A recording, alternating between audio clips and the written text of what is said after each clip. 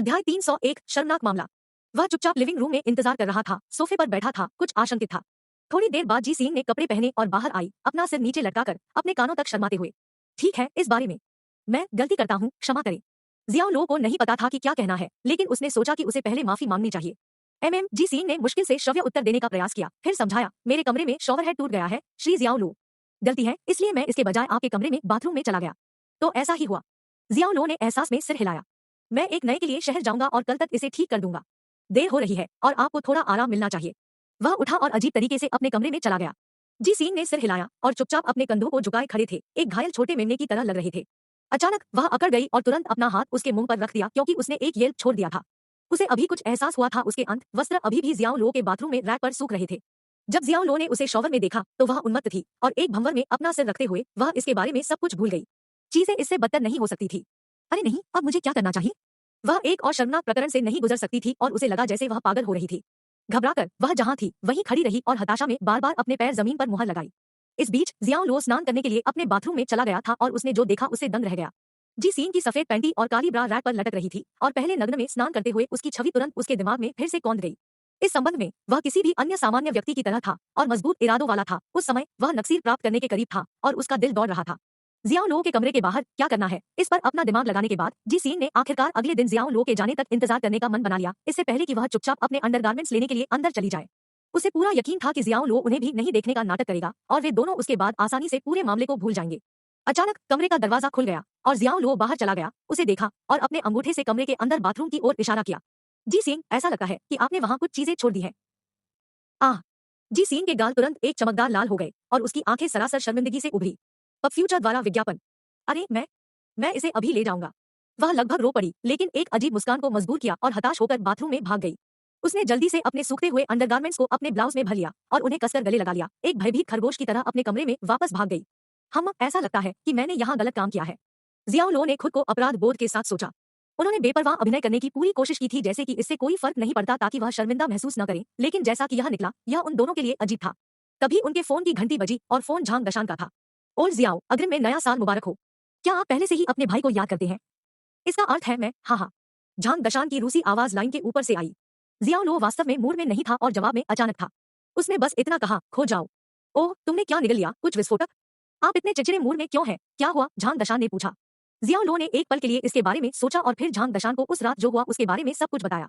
झांग दाशान ने टिप्पणी की, भाई, आप ओज के राजा हैं, इससे कोई फर्क नहीं पड़ता कि आप कहाँ जाते हैं। क्या आप उचित मानव भाषण में बोल सकते हैं? जियाओ लो ने जवाब दिया, उस पर क्रोध की भावना रेंग रही थी। उन्होंने कहा, आपने उन्हें सबक सिखाने का शानदार काम किया। मुझे लगता है कि आपको उन्हें और भी पीटना चाहिए था, जैसे कि शायद उनके हाथ और पैर तोड़ना। शियाओ लो ने कहा, हम एक ही कबीले से हैं, मैं उनके साथ इतना कठोर व्यवहार बर्दाश्त नहीं कर सकता।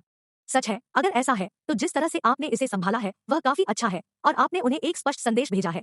वे आपके परिवार को फिर से परेशान करने की हिम्मत नहीं करेंगे, भले ही उनके पास 10 गुना साहस हो, झांग दाशा ने कहा। और एक और बात, आप इस क्षेत्र में काफी अच्छी तरह से वाकिफ है, इसलिए मुझे कुछ पर आपकी राय चाहिए। जियाओ लो ने झांग दशान से कोई रहस्य नहीं रखा और वे बहुत करीब थे, इस हद तक कि वे एक साथ नग्न स्नान करने में अजीब महसूस नहीं करेंगे। फिर उसने झांग दशान को बताया कि कैसे वह गलती से बाथरूम में चला गया था जब जी सिंह अपना स्नान कर रहा था और कैसे उसने बाद में उसे उन अंत वस्त्रों को पुनः प्राप्त करने के लिए कहा था जो उसने पीछे छोड़ दिए थे। झांग दशान फोन के दूसरे छोर पर हंसी में ठहाके लगाने से खुद को रोक नहीं पाए। वह इतनी जोर से हंसा कि वह फट रहा था। और जियाओ, आपको अपने ईक्यू के साथ कुछ समस्याएं हैं। क्या आप सिर्फ दिखावा नहीं कर सकते थे कि आपने कुछ भी नहीं देखा है और कल थोड़ी देर के लिए घर छोड़ने का बहाना दे सकते हैं? तब जी सिंह चुपचाप उन्हें पुनः प्राप्त कर सकते थे जबकि आप दूर थे और उसके बाद आप दोनों के पास एक अनकही समझ होगी, बस इसे अपने तक ही रखें। यह स्थिति को संभालने का सही तरीका होगा, लेकिन करने के लिए सभी चीजों में से आपको मामले को खुले में लाना था। आप इतने साहसी क्यों हैं, भाई? मैं व्यंग्य करने की कोशिश नहीं कर रहा हूँ, लेकिन आप बहुत साहसी हैं, हा हा हा। अब फ्यूचर द्वारा विज्ञापन। मुझे लगता है कि आपको यह बहुत मजेदार लगेगा कि आप हंसना बंद नहीं कर सकते। जियाओ लो ने मूर्ख महसूस करते हुए कहा। हाँ, भाई, पहले मुझे थोड़ा और हंसने दो। मदद करो, मैं बस नहीं कर सकता, हाँ। ओह, मुझे इसे अपने वीचैट मोमेंट्स में पोस्ट करना चाहिए और सभी के साथ खुशी साझा करनी चाहिए, हा। झांग दाशा ने चिढ़ाया, वह पूरे समय चुप रहने से खुद को रोक नहीं सका। अगर तुम मुझे वहां उजागर करने की हिम्मत करोगे तो मैं तुम्हें मार डालूंगा। शियाओ लो ने चेतावनी दी। चिंता मत करो, मैं तुम्हारा नाम उजागर नहीं करूंगा, मैं सिर्फ इतना कहूंगा कि यह मेरा भाई है, झांग दाशा ने जवाब दिया, अभी भी कहानी पोस्ट करने के लिए उत्सुक हूँ। जियाओ लो ने कसम खाई कि अगर झांग दशान अब उसके सामने था तो वह उसे इतनी जोर से लात मारेगा कि यह उसके नितंबों को विभाजित कर देगा। उनके और झांग दशान के कई पारस्परिक मित्र थे और इन लोगों को तुरंत पता चल जाएगा कि झांग दशान केवल अपने भाई के उल्लेख से उनका उल्लेख कर रहे थे। मेरा मतलब है, अगर आप इसके बारे में पोस्ट करने की हिम्मत करते हैं तो अगली बार जब मैं आपको देखूंगा तो मैं आपका सिर सबसे पहले धान के खेतों में चिपका दूंगा। ठीक है, ठीक है। FCK झांग दशान थोड़ा चिंतित था और यहाँ तक कि उसकी रीढ़ की हड्डी में ठंड महसूस हुई। वह जानता था कि जियाओ लो का क्या मतलब है और वह सचमुच किसी को पकड़ लेगा और उन्हें पाइलिंग पोस्ट की तरह गीली धान की मिट्टी में धकेल देगा। अगले दिन भोर में नीचे की सड़क से एक चीख आई जो पड़ोसियों को बाहर निकाल रही थी, जो उनके घर के सामने के चारों ओर भीड़ लगा रहे थे। जियाओ लो ने अपना सिर हिला दिया जब उसने देखा कि यह कोई और नहीं बल्कि जियाओ क्यूडोंग की मां मैडम डोंगझाओ थी। जियाओ क्यूडोंग के पिता आसपास नहीं थे और वह शायद जियाओ क्यूडोंग की देखभाल करने के लिए अस्पताल गए थे। भले ही जियाओ लो ने कल रात उसे बहुत बुरी तरह से नहीं पीटा, जियाओ क्यूडोंग को अभी भी अस्पताल में 1 या 2 दिन बिताना होगा। शियाओ पिंग और लो गांव के कई लोग जो कल हुई घटना के समय वहां मौजूद थे, उन्हें सांत्वना दे रहे थे और नीचे की ओर सलाह दे रहे थे। लेकिन मैडम डोंगझाओ ने उन्हें बिल्कुल भी ध्यान नहीं दिया। वह जमीन पर पड़ी हुई थी, रो रही थी और गहरी पीड़ा में करा रही थी। वह इतनी क्रोधित थी कि उसने शियाओ लो को युवा मरने और कुत्ते की तरह मरने के लिए शाप दिया। उसने उस पर इतना क्रूर होने का आरोप लगाया कि उसने अपने बचपन के दोस्त को बुरी तरह से पीटा था और अफसोस जताया कि वह जियाओ लो को इतना खाना देने के लिए कितनी अंधी थी। जियाओ लो को एक पागल और जानवर कहा। उसके शब्द तीखे और मतलबी थे। जियाओ लो के दादा दादी, जो उसे नीचे शांत करने की बहुत कोशिश कर रहे थे, भी उसके उपहास का विषय बन गए। श्री जियाओ लो, क्या मैं जाकर उसे बाहर निकालूं? जी सिंह ने पूछा। जियाओ लो ने उस पर नजर डाली। जी सिंह को अचानक आत्मचेतना की लहर महसूस हुई और उसने कल रात की शर्मनाक घटना को याद करते हुए जल्दबाजी में फर्श पर नजर डाली और उसके गाल तुरंत शर्मा गए। इसकी कोई जरूरत नहीं है, मैं खुद नीचे चला जाऊंगा, जियाओ लो ने शांति से कहा। जब वह एक बच्चा था, मैडम डोंगझाओ ने वास्तव में उसके साथ अच्छा व्यवहार किया था। जब भी वह आता था, वह अपने घर में मौजूद किसी भी स्वादिष्ट स्नैक्स को बाहर लाती थी और उसे उनमें से कुछ स्पष्ट रूप से याद थे। आलू के चिप्स, हवाई जहाज के आकार के बिस्कुट और टकसाल की मिठाई। जियाओ क्यूडोंग के पास जो भी स्नैक्स थे, उन्हें एक सर्विंग भी मिलेगी। अपने दिल में उसने हमेशा उसका सम्मान किया था और वह वास्तव में नहीं चाहता था कि उनके बीच का मामला खराब हो। हालांकि उन्हें जियाओ क्यूडोंग को मारने का जरा सा भी पछतावा नहीं था। अगर वह समय को बदल सकता है और इसमें एक और मौका पा सकता है, तो वह अभी भी जियाओ क्यूडोंग को बेरहमी से हरा देगा। यह इस तथ्य के अलावा कोई अन्य कारण नहीं था कि जियाओ क्यूडोंग एक अच्छी पिटाई के लायक था। अध्याय 302 परोपकारी व्यक्ति की धार्मिकता। जब जियाओ लो पहली मंजिल पर चला गया और खुद को दिखाया, तो मैडम डोंगझाओ ने तुरंत उस पर हमला किया जैसे कि वह पागल थी। अगर शियाओ पिंग और कुछ महिलाएं उसे वापस नहीं पकड़ रही होती, तो वह अपने नाखूनों से जियाओ लो को खरोचती। लो जी, तुम यहाँ क्या कर रहे हो? वापस जाओ, जल्दी करो। जियाओ पिंग तुरंत चिल्लाया। यह जियाओ लो के प्रकट होने का सबसे खराब समय था। मैडम डोंगझाओ को वह सब रोने दो जो वह चाहती थी। थोड़ी देर बाद वह निश्चित रूप से शर्म से चली जाएगी। जियाओ लो बेहोश मुस्कुराया और अपना सिर हिला दिया। मुझे अभी भी सामना करना है कि मुझे क्या सामना करना है। मैडम डोंगझाओ को जाने दो आप सब। इस पागल औरत को छोड़ दो। भीड़ दंग रह गई। यह किस तरह का अंतर्राष्ट्रीय मजाक था? ऐसा लग रहा था कि वह आपको अलग करने के लिए पूरी तरह से तैयार थी। मैडम डोंगझाओ चाची ने जियाओ लो को बुरी तरह से देखा, अपनी पूरी ताकत के साथ चिल्लाते हुए, जियाओ लो, आप आभारी हैं। आपने मेरे बेटे डोंगजी को मारने की हिम्मत कैसे की? क्या आपकी अंतरात्मा को कुत्ते ने खा लिया है? उसने हमेशा तुम्हारे साथ भाई की तरह व्यवहार किया है, तुम उसे इतनी बुरी तरह कैसे पीट सकते हो? आप लोग मुझे छोड़ दो, मैं अपने जीवन के साथ इस संघर्ष से लड़ने जा रहा हूँ। जियाओ पिंग ने जियाओ लो को एक प्रश्नात्मक नजर से देखा, जिसका मतलब यह पूछना था कि क्या बाद में उन्हें जाने देने के बारे में निश्चित था। जियाओ लो ने सिर हिलाया और अपना हाथ हिलाया, यह दर्शाता है कि यह ठीक था। उन्होंने जी सिंह से अपने दादा दादी को घर में वापस जाने के लिए मनाने के लिए भी कहा। बुजुर्ग लोग इस तरह के संघर्षों को सहन नहीं कर सकते थे और उनका स्वास्थ्य अधिक महत्वपूर्ण था। जैसा कि जियाओ लो, जियाओ पिंग और समूह ने मैडम डोंगझाओ को छोड़ दिया, अब उसे कोई नहीं रोक रहा था। मैडम डोंगझाओ बड़े कदमों में जियाओ लो की ओर दौड़ी। मैं तुम्हें पीट पीट कर मार डालूंगा, तुम चिल्लाओ। उसने मोटे तौर पर जियाओ लो को धक्का दिया और मुक्का मारा और वह इतनी भावुक हो गई कि उसने वास्तव में अपने सिर पर चांदी के बालों की छड़ी खींच ली और इसे जियाओ लो के बाएं कंधे पर क्रूर रूप से वार किया। पफ्यूचर द्वारा विज्ञापन PFFT। बालों की छड़ी बहुत तेज थी, इसका लगभग 1 सेंटीमीटर जियाओ लो के मांस में छेद कर गया और घाव से तुरंत खून निकल गया। न केवल भीड़ स्तब्ध थी, यहाँ तक कि मैडम डोंगझाओ का दिल भी धड़क गया जब उसने जियाओ लो को चौड़ी आंखों से देखा। आपने इसे टाल क्यों नहीं दिया? क्या अब आप कम गुस्से में है? जियाओ लो मुस्कुराया और पूछा। वह इससे बच सकता था, लेकिन उसने नहीं किया। चाची ताओक्सियो की तरह इस मैडम डोंगझाओ के दिल में एक उच्च स्थिति थी। उसकी ईमानदार और स्पष्ट आंखों को देखते हुए मैडम डोंगझाओ घबरा गई और अवचेतन रूप से कुछ कदम पीछे हट गई। जियाओ लो ने अपने बाएं कंधे से हेयर स्टिक निकाली और उसे वापस सौंप दिया, लेकिन जब उसने बालों की छड़ी पर खून देखा तो उसने इसे तुरंत वापस नहीं लिया। इसके बजाय इसे वापस लेने से पहले एक पल के लिए हिचकिचाया। वह अचानक शर्मिंदा महसूस कर रही थी और जियाओ लो को जाना और घाव को ठीक करने के लिए कहना चाहती थी। अगर आपका गुस्सा कम हो गया है तो मैं आपके साथ एक अच्छी बात करूंगा, मैडम डोंगझाओ। जियाओ लो ने धीरे से कहा, आपने कहा था कि विंटर मेलन मुझे एक भाई की तरह व्यवहार कर रहा है, लेकिन क्या उसने वास्तव में ऐसा किया? जब से उन्होंने अपने करियर में सफलता का आनंद लिया है, वह इस बात पर जोर दे रहे हैं कि मैं जो कॉलेज गया था उनके जितना सफल नहीं हूँ। जो कॉलेज नहीं गए थे सार्वजनिक रूप से दावा करते हैं कि मैं बेकार व्यक्ति हूँ और अन्य लोगों को मेरी पीठ पीछे मेरी आलोचना करने का कारण बनता है। मैंने इसे सहन किया और उसके साथ लड़ने की जहमत नहीं उठाई। इस साल जब मैं घर आया तो मैं शहर में उसके पास भाग गया, इसलिए मैंने उसकी कार वापस ले ली। जब हम गांव पहुंचे तो शाम के 9 बज चुके थे। उसने बस मुझे मोड़ से पहले सड़क के किनारे अकेला छोड़ दिया, कहीं के बीच में, जब अभी भी बारिश हो रही थी। मेरे पास छाता नहीं है, इसलिए मैं पूरे समय बारिश में खड़ा रहा, इंतजार करता रहा कि मेरे पिता मुझे उठा लेंगे। मैंने भी इसे सहन किया है और इसी तरह मैंने उनके साथ लड़ाई करने की जहमत नहीं उठाई। उसकी पत्नी ने एक बेटे को जन्म दिया है और उसने घर पर एक दावत आयोजित की जिसमें सभी को जश्न मनाने के लिए आमंत्रित किया गया। हर कोई एक सीट ले सकता है और अपने भोजन और पेय का आनंद ले सकता है, लेकिन मेरे बारे में क्या? मैं क्या कर रहा था? मैं भोजन, चाय, पानी परोस रहा था और बाद में मुझे अन्य लोगों को भी समझाना पड़ा कि विंटर मेलन ने मुझे एक विशेष भोजन के लिए इलाज किया था। विंटर मेलन, जिसे आपने कहा था कि वह मुझे भाई की तरह व्यवहार करता है, इस तरह व्यवहार करता है। मैं सिर्फ यह पूछना चाहता हूँ कि क्या किसी को सगे भाई के साथ ऐसा व्यवहार करना चाहिए?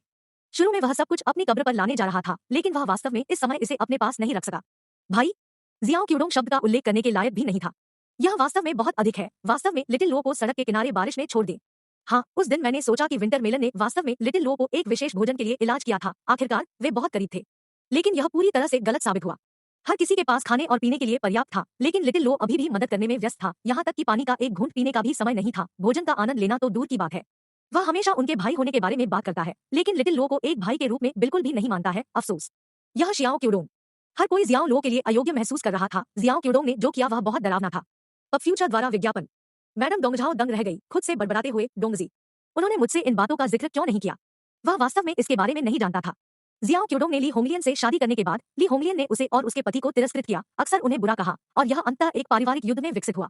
उसे एक बार ली होंगलियन ने थप्पड़ मारा था, फिर भी जियाओ क्यूडोंग ने अपनी मां का पक्ष नहीं लिया। वह बहुत दुखी थी और अंत में अपने पति के साथ पुराने घर में वापस चली गई। ली होंगलियन की नाराजगी के डर से वह दावत के लिए भी नहीं दिखाई दी। मैं हमेशा उसे सहन करता रहा हूँ, लेकिन मेरी सहनशीलता के बदले में मुझे जो मिला वह यह था कि विंटर मेलन 1 इंच देने के बाद 1 एल लेना चाहता था। शायद मैंने पर्याप्त अच्छा नहीं किया, शायद मेरे कार्यों ने उनके अहंकार को चोट पहुंचाई। कल रात उसने एक छड़ी उठाई और बुजुर्ग प्रमुख और चाचा दिजांग के सामने सीकोंग वेदी पर मेरे पास आया। उसने सीधे मेरे सिर पर निशाना लगाया और छड़ी को जोर से नीचे लाया। अगर मेरी शारीरिक फिटनेस में सुधार नहीं हुआ होता तो कल का झटका मुझे बेहोशी में डाल देता और मुझे सिर में गंभीर चोट लगती। जियाओ लो की भावनाओं को नियंत्रित करना उसके लिए अधिक से अधिक कठिन होता जा रहा था, और उसके द्वारा बोला गया हर वाक्य दिल से आता था। मैडम डोंगझाओ, विंटर मेलन आपका बेटा ठीक है, और आपके लिए उसकी रक्षा करना केवल स्वाभाविक है, लेकिन मेरे लिए वापस लड़ना भी स्वाभाविक है। मैंने उसे कभी कुछ नहीं दिया। मैं, जियाओ लो, गलती नहीं है। उन्होंने इस आखिरी फटकार को चिल्लाया जैसे कि यह एक लोहे का कानून था, और शब्दों में न्याय की भावना और एक जबरदस्त गति थी। उपस्थित सभी लोग गहराई से प्रभावित थे, और जियोपिंग सहमति में अपनी मुट्ठी ऊंचा उठाने वाले पहले व्यक्ति थे। जियाओ लो गलती पर नहीं है। जियाओ लो गलती पर नहीं है। अन्य लोगों ने भी एक स्वर में अपनी मुट्ठी उठाई और शियाओ लो के लिए चिल्लाए। चिल्लाहट एकजुट थी, जैसे कि वे पहाड़ों और नदियों को हिला सकते थे। दूसरी मंजिल पर जी सिंह हक्का-बक्का रह गया। उसकी खूबसूरत आंखें जियाओ लो की इतनी चौड़ी आकृति को देख रही थी। उसे अचानक एहसास हुआ कि ऐसा लगता है कि उसने जियो लो को गलत समझा है। वह एक हत्यारा दानव नहीं था। इसके विपरीत उसने देखा कि जियाओ लो में एक उदार और धर्मी आत्मा थी, और एक सज्जन का खुला और ईमानदार दिल, एक स्पष्ट विवेक के साथ। मैडम डोंगझाओ कदम से कदम पीछे हट गई, और अंत में भीड़ को निचोड़कर शर्म से सिर झुकाकर चली गई। एक या दो लोगों के लिए जियाओ लो का पक्ष लेना समझ में आता था, लेकिन हर कोई जियाओ लो के पक्ष में था, जिसका मतलब था कि समस्या निश्चित रूप से उसके बेटे जियाओ क्यूडोंग के साथ थी। वह वापस जाना चाहती थी और पूछना चाहती थी, जियाओ क्यूडोंग से पूछना चाहती थी कि उसने जियाओ लो के साथ इतना बुरा व्यवहार क्यों किया था। वह अपने बचपन के साथी को भी क्यों छोड़ देगा? लो जी, तुम्हारी चोट कैसी है? जियाओ पिंग ने उनका अभिवादन किया और चिंता के साथ जियाओ लो से पूछा। यह कुछ भी गंभीर नहीं है। जियाओ लो ने अपना सिर हिलाया और थोड़ा हंसा। यह खून बह रहा है, और इसके अलावा इसे चांदी के बालों की छड़ी द्वारा छेदा जाता है, जिसमें एक कमजोर विषाक्तता होती है। घाव का जल्द से जल्द इलाज किया जाना चाहिए। मेरे साथ आओ। जी सिंह बाहर चले गए। वास्तव में घर की मालकिन की कुछ वाइफ्स छोड़ रहे थे। उसने जियाओ लो के हाथ को खींचा और घर में चली गई। जियाओ पिंग एक पल के लिए स्तब्ध रह गया, और अंत में अपने सिर के पीछे खरोंचते हुए कुछ ईर्ष्या से कहा, लानत है, वह यह भी जानती है कि घावों का इलाज कैसे किया जाता है। मुझे ऐसी एक दर्जन प्रेमिका भी दे दो। जैसे ही उसने बोलना समाप्त किया, उसके कान को एक हाथ से खींचा गया और मोड़ दिया गया। उसे इतनी ताकत से ऊपर की ओर खींचा गया कि वह सुअर को मारने की तरह दर्द से चिल्लाया। जिस व्यक्ति ने उसके कान मरोड़े, वह निश्चित रूप से उसकी पत्नी थी, और जैसे ही वह दया की भीख मांगता रहा, उसके आसपास के सभी लोग जोर से हंसने से खुद को रोक नहीं सके। अध्याय 303, सूली से मित्र अनुरोध। यदि वह ऐसा करना चुनता है, तो जियाओ लो अपनी उपचार क्षमता को सक्रिय करने और घाव को तुरंत ठीक करने के लिए 1 लाख अंक खर्च कर सकता था। लेकिन यह मामूली चोट थी, इसलिए उन्होंने अंक बर्बाद करने की जरूरत नहीं समझी। इसके अलावा उनका शरीर इन दिनों बहुत जल्दी ठीक हो सकता है, और ऐसा घाव 4 दिनों से भी कम समय में ठीक हो जाएगा। कुल्ला, कीटाणुरहित और पट्टी करें। जी सिंह ने एक कुशल हाथ से अपने बाएं कंधे पर घाव का इलाज किया, और उन्हें शायद एनएसए में अपने समय के दौरान दूसरों के घावों की देखभाल करने का अनुभव था। इसे पट्टी करने की कोई आवश्यकता नहीं है, यह सिर्फ एक उथला घाव है। जियाओ लो को इस तरह के उत्साह की आदत नहीं थी, उस ध्यान का उल्लेख नहीं करने के लिए जो वह प्राप्त कर रहा था। हालांकि सिल्वर हेयरपिन की विषाक्तता हल्की है, अगर इलाज नहीं किया जाता है तो घाव सूखना शुरू हो जाएगा। श्री जियाओ लो, आपको अभी भी इस पर ध्यान देना चाहिए, और घाव को अगले 5 दिनों तक पानी के संपर्क में न आने दें। जी सिंह ने प्राथमिक चिकित्सा किट उठाते हुए कहा। जियाओ लो ने सिर हिलाया और अपनी शर्ट पहन ली।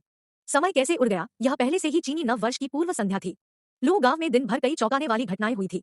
नवीनतम ब्रेकिंग न्यूज यह थी कि जियाओ चाओफा ने अस्पताल से छुट्टी मिलने के बाद शियाओ चाओलाई को एक युआन के साथ संबंध के लिए पीटा था। शियाओ चाओलाई को इतनी बुरी तरह पीटा गया कि उनका दाहिना पैर टूट गया। लेकिन युआन के लिए भी जीवन आसान नहीं था। उसे अपमानित किया गया और हर जगह थूका गया, और यहाँ तक कि जब वह घर पहुंची तो जियो चाओफा द्वारा पीटा गया। अंत में वह अपने परिवार के पास वापस भाग गया। लेकिन जब उसके परिवार के सदस्यों ने जियाओ चाओलाई के साथ उसके व्यभिचारी संबंधों के बारे में सुना तो उसके पिता, एक हिंसक व्यक्ति, ने झाड़ू पकड़ ली और उसे बाहर निकाल दिया।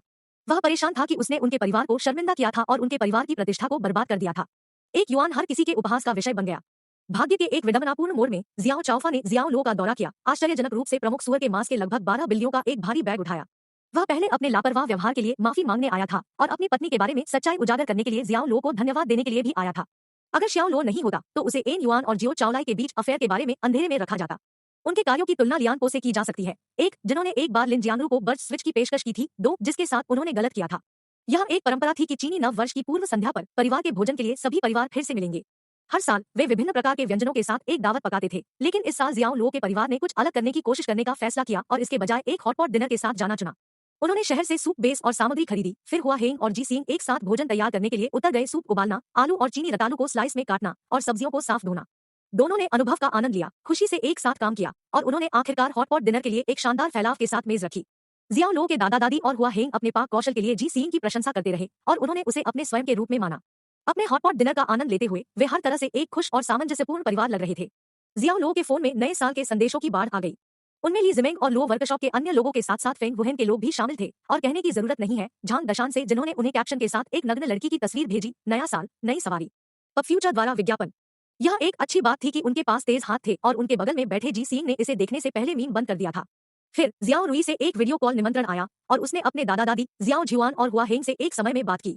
वीडियो कॉल समाप्त होने के बाद जियाओ लो ने पाया कि उन्हें वीचैट पर एक फ्रेंड रिक्वेस्ट मिली थी और उनके आश्चर्य के लिए अनुरोध किसी और से नहीं, सूली से आया था। उसके सुंदर चेहरे की एक छवि तुरंत जियाओ लो के दिमाग में कौंध गई। सूली को अपनी वीचैट आईडी कैसे पता चली और उसने उसे क्यों जोड़ा? उन्होंने स्वीकार करे बटन पर टैप किया और तुरंत सूली से एक छोटा संदेश प्राप्त किया, लिटिल बेई रो रहा है और आपको देखना चाहता है, क्या यह अभी आपके लिए सुविधाजनक है? क्या आप जानते हैं? जियाओ लो को सुखद आश्चर्य हुआ, लेकिन निश्चित रूप से वह छोटी लड़की उससे इतनी जुड़ी नहीं हो सकती थी। वह नहीं के साथ जवाब देने वाला था, लेकिन फिर सूली ने उसे वीडियो कॉल अनुरोध भेजा। जियाओ लो को एक बार खांसी हुई, फिर सभी को बताया कि वह एक फोन कॉल लेने जा रहा है और कॉल का जवाब देने के लिए स्क्रीन पर स्वाइप करते हुए ऊपर की ओर भागा। एक लड़की की एक प्यारी सी परी ऑन स्क्रीन दिखाई दी, लेकिन वह रो रही थी। मोतियों के आकार के आंसू उसके चेहरे से बह रहे थे और उसकी आंखें सूजी हुई थी और रोने से लाल थी और वह चिल्लाती रही, वाह वाह, मुझे पिताजी चाहिए, मुझे पिताजी चाहिए। यह सु जियाओ बेई था। उसे इतना दुखी देखकर जियो लो ने महसूस किया कि बिना किसी स्पष्ट कारण के अचानक उसके दिल में दर्द हो रहा है।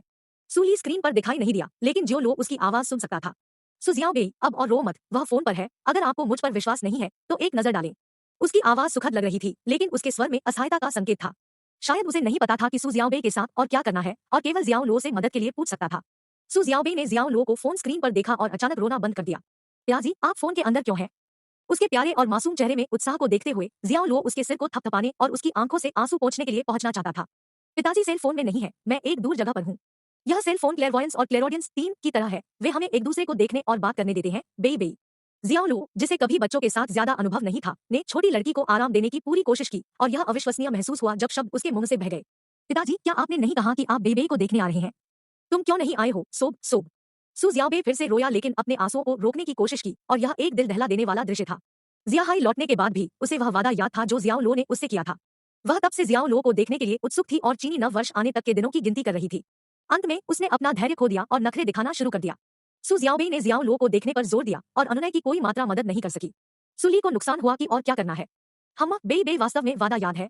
जियाओ लो हंसे, वह सिर्फ उसे बेवकूफ बनाने की कोशिश कर रहा था और उसने उम्मीद नहीं की थी कि सु जियाओ बेई इसे गंभीरता से लेगा। पब फ्यूचर द्वारा विज्ञापन।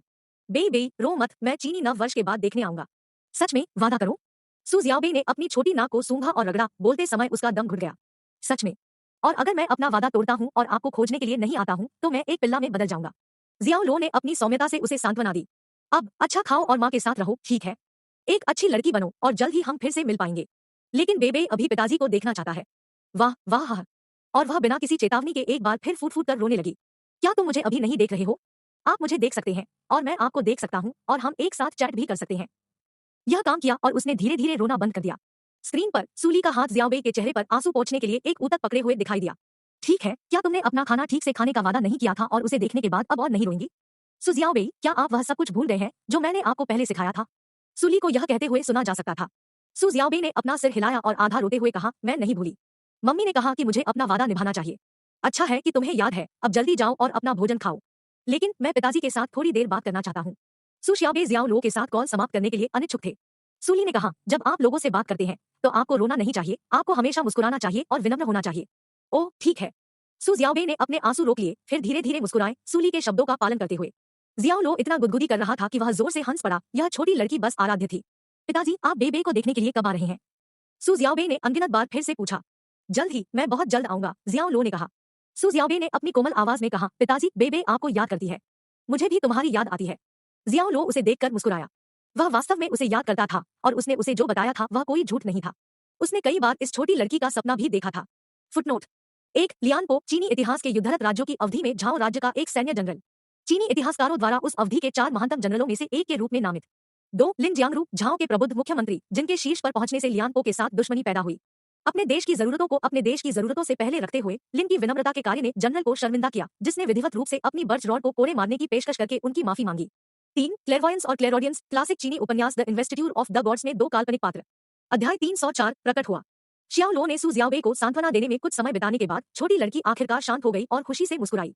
वह अब रो नहीं रही थी और एक बार फिर उस छोटी परी की तरह थी जो उसके आसपास के लोगों के दिलों में खुशी ला रही थी। वीडियो कॉल के दौरान किसी भी समय सूली दिखाई नहीं दी और जियाओ लो ने उसके बारे में जो कुछ भी देखा था वह उसका हाथ था जो बेई बेई के आंसू पोंछ रहा था। फांसी लगाने के बाद सूली ने जियाओ लो को एक संदेश भेजा। क्या आप जियांगचेन में हैं या पश्चिमी प्रांत में घर पर हैं? यह चीनी नव वर्ष है, इसलिए स्वाभाविक रूप से मैं घर पर हूँ। शियाओ लो ने उसके संदेश का जवाब दिया जब वह रात के खाने पर अपने परिवार के साथ फिर से शामिल होने के लिए सीढ़ियों से उतरा। सूली, क्या आपने कभी लो वर्कशॉप में अपनी नौकरी छोड़ने और अपने करियर को आगे बढ़ाने के लिए जियाहाई आने के बारे में सोचा है? जियाओ लो उसके सवाल से आश्चर्यचकित था। वह लो कार्यशाला में अपनी नौकरी छोड़ने के बारे में भी क्यों सोचेगा? होश में आने से पहले उसने इस बारे में कुछ सोचा। सूली को कैसे पता चला कि वह कहाँ काम करता है? लो कार्यशाला में उनकी स्थिति के बारे में एकमात्र जानकारी यह थी कि वह लो फैंग के कर्मचारी थे। शायद यह सूली ने किसी को उसकी जांच करने के लिए कहा था। दिंग दिंग वीचैट की एक अधिसूचना ने उन्हें दिखाया कि उन्हें एक नया संदेश मिला है और यह फिर से सूली से था। मुझे आपको कुछ और करने की आवश्यकता नहीं है, बस जब मैं व्यस्त हूँ तो सु जियाओबे का ख्याल रखें। मैं आपको प्रति माह 50,000 रुपए का भुगतान करूंगा, साथ ही आवास। क्या आप इसके लिए तैयार है? जियाओ लो आश्चर्यचकित था। 50,000 का मासिक वेतन और आवास सहित। वह निश्चित रूप से अमीर और प्रसिद्ध की शैली में काम करती थी और जानती थी कि अपनी संपत्ति का प्रदर्शन कैसे किया जाए। शियाओ लो को इस बात का अंदाजा होने लगा था कि एक सुपरस्टार वास्तव में कैसा होता है। कोई आश्चर्य नहीं कि झांग दशान ने कहा था कि यह महिला एक जैकपॉट थी। कोई भी इस तरह के उदार नियमों और शर्तों की पेशकश नहीं कर सकता था। मैं इसके बारे में सोचूंगा। जियाओ लो ने शुरू में वैसे भी जियाहाई जाने का इरादा किया था और अगर कोई उसे प्रति माह 50,000 देने और उसे आवास प्रदान करने के लिए तैयार था तो क्यों नहीं। जियाओ लो ने नहीं सोचा था कि काम बहुत अधिक कर लगाने वाला होगा, इसलिए यह एक मुफ्त दोपहर के भोजन के रूप में अच्छा था। हालांकि उसे पैसे की जरूरत नहीं थी, किसी भी अतिरिक्त आय का हमेशा स्वागत किया जाएगा। इसके अलावा उन्हें सु जियाओबे के लिए एक अकथनीय शौक था। शब्दों में बयां करना असंभव था। उन्होंने किसी तरह एक प्राकृतिक बंधन साझा किया। सूली, मैं आपको 1 महीने में 1 लाख का भुगतान करूंगा। शियाओ लो की आंखें चौड़ी हो गई। वह सोच रहा था कि क्या वह उसे पैसे से खरीदने की कोशिश कर रहा था। जियाओ लो से कोई प्रतिक्रिया नहीं मिलने पर सूली ने प्रस्ताव को दोगुना करना जारी रखा, 200,000। जियाओ लो ने जल्दी से जवाब दिया, ठीक है, मैं सहमत हूँ। वह मना नहीं कर सका और उसे 2 लाख डॉलर की पेशकश की जा रही थी। उसके पास इनकार करने का कोई कारण नहीं था। सूली, तुम कब आ सकते हो? शियाओ लो ने लिखा, अभी निश्चित नहीं हूँ, जब मैं जियाहाई पहुंचूंगा तो आपसे संपर्क करूंगा। अब फ्यूचर द्वारा विज्ञापन। ठीक है। अंत में एक शब्द के साथ उसने संचार समाप्त कर दिया। तभी जी सीन एक इनकमिंग कॉल लेने के लिए सीढ़ियों से ऊपर की ओर चलते हुए आए। हाय लिन डोंग, क्या गलत है? क्या कुछ भी मामला है? मिस जी, हमें कोबरा मर्केनरीज द्वारा छोड़े गए निशान मिले हैं, है ना? जी सीन ने अपनी भौहें झुका ली और जियाओ लो की ओर देखा, जिसने स्पीकरफोन पर लिन डोंग को भी सुना। उसने अपना फोन वापस अपनी जेब में रख लिया और अपनी पटरियों पर रुक गया। वे कहाँ हैं? जी सीन ने पूछा। लिन डोंग मिशन को सौंपे गए 20 ग्रेड सी सैनिकों के नेता थे और वे गुप्त रूप से खेत और माउंटेन लो क्षेत्र के आसपास गश्त कर रहे थे। माउंटेन लो के जंगल में निर्देशांक 0600। उनमें से सभी 8 वहां हैं। वे एक शिविर के आसपास हैं और अपना भोजन कर रहे हैं। आपको और श्री शियाओ लो को जल्दी करना चाहिए। ठीक है, इसे कॉपी करो। जी सीन ने फोन लटका दिया और जियाओ लो को देखने के लिए मुड़ गया। जियाओ लो ने भौहें सिकोड़ी। वह यह महसूस करने से खुद को रोक नहीं सका कि कुछ गड़बड़ थी, लेकिन वह उस पर अपनी उंगली नहीं डाल सका। इस बीच माउंटेन लो के जंगल में कहीं एक अंधेरे उदास स्थान पर एक फोरलोन आकृति जमीन पर गिर गई थी और एक बड़े आदमी ने अपने होठों से एक फोन दूर ले लिया था। एक कैंपफायर की झिलमिलाती लपटों से रोशन आदमी का चेहरा पहचानने योग्य नहीं था। उसका चेहरा एक खूनी गड़बड़ था और उसका शरीर टूट गया था और खून से लथपथ था। बोलने की कोशिश करते हुए उसके होठों से कर्कश गुटुरल क्रॉक्स निकल गए। फिर एक कर्कश आवाज में लिन डोंग ने अपने अंतिम शब्द बोले, मुझे मार डालो, जल्दी करो, जैसा तुम चाहो। विशाल आदमी ने धारा प्रवाह चीनी में जवाब दिया और क्रूरता से हंसा। लिन डोंग के बगल में घुटने टेकते हुए उन्होंने एक बड़ा घुमावदार लड़ाकू चाकू निकाला और इसे लिन डोंग के गले पर मार दिया, जिससे त्वरित अंत के अपने वादे का सम्मान हुआ। 2 घंटे पहले लिन डोंग और उनका दस्ता चुपचाप मैदान में चीनी नव वर्ष की पूर्व संध्या का जश्न मना रहा था। उन्होंने इस अवसर के लिए अपना राशन साझा किया और थोड़ी शराब पी। यह उनके परिवारों से दूर होने के लिए एक छोटी सी सांत्वना थी। इससे पहले कि वे इसे जानते थे, उन्हें कोबरा भाड़े के सैनिकों द्वारा आग लगा दी गई थी। हमलावरों ने चुपके से उनकी परिधि का अतिक्रमण कर लिया था और लिन डोंग के 19 साथियों को जल्दी से मार दिया गया था।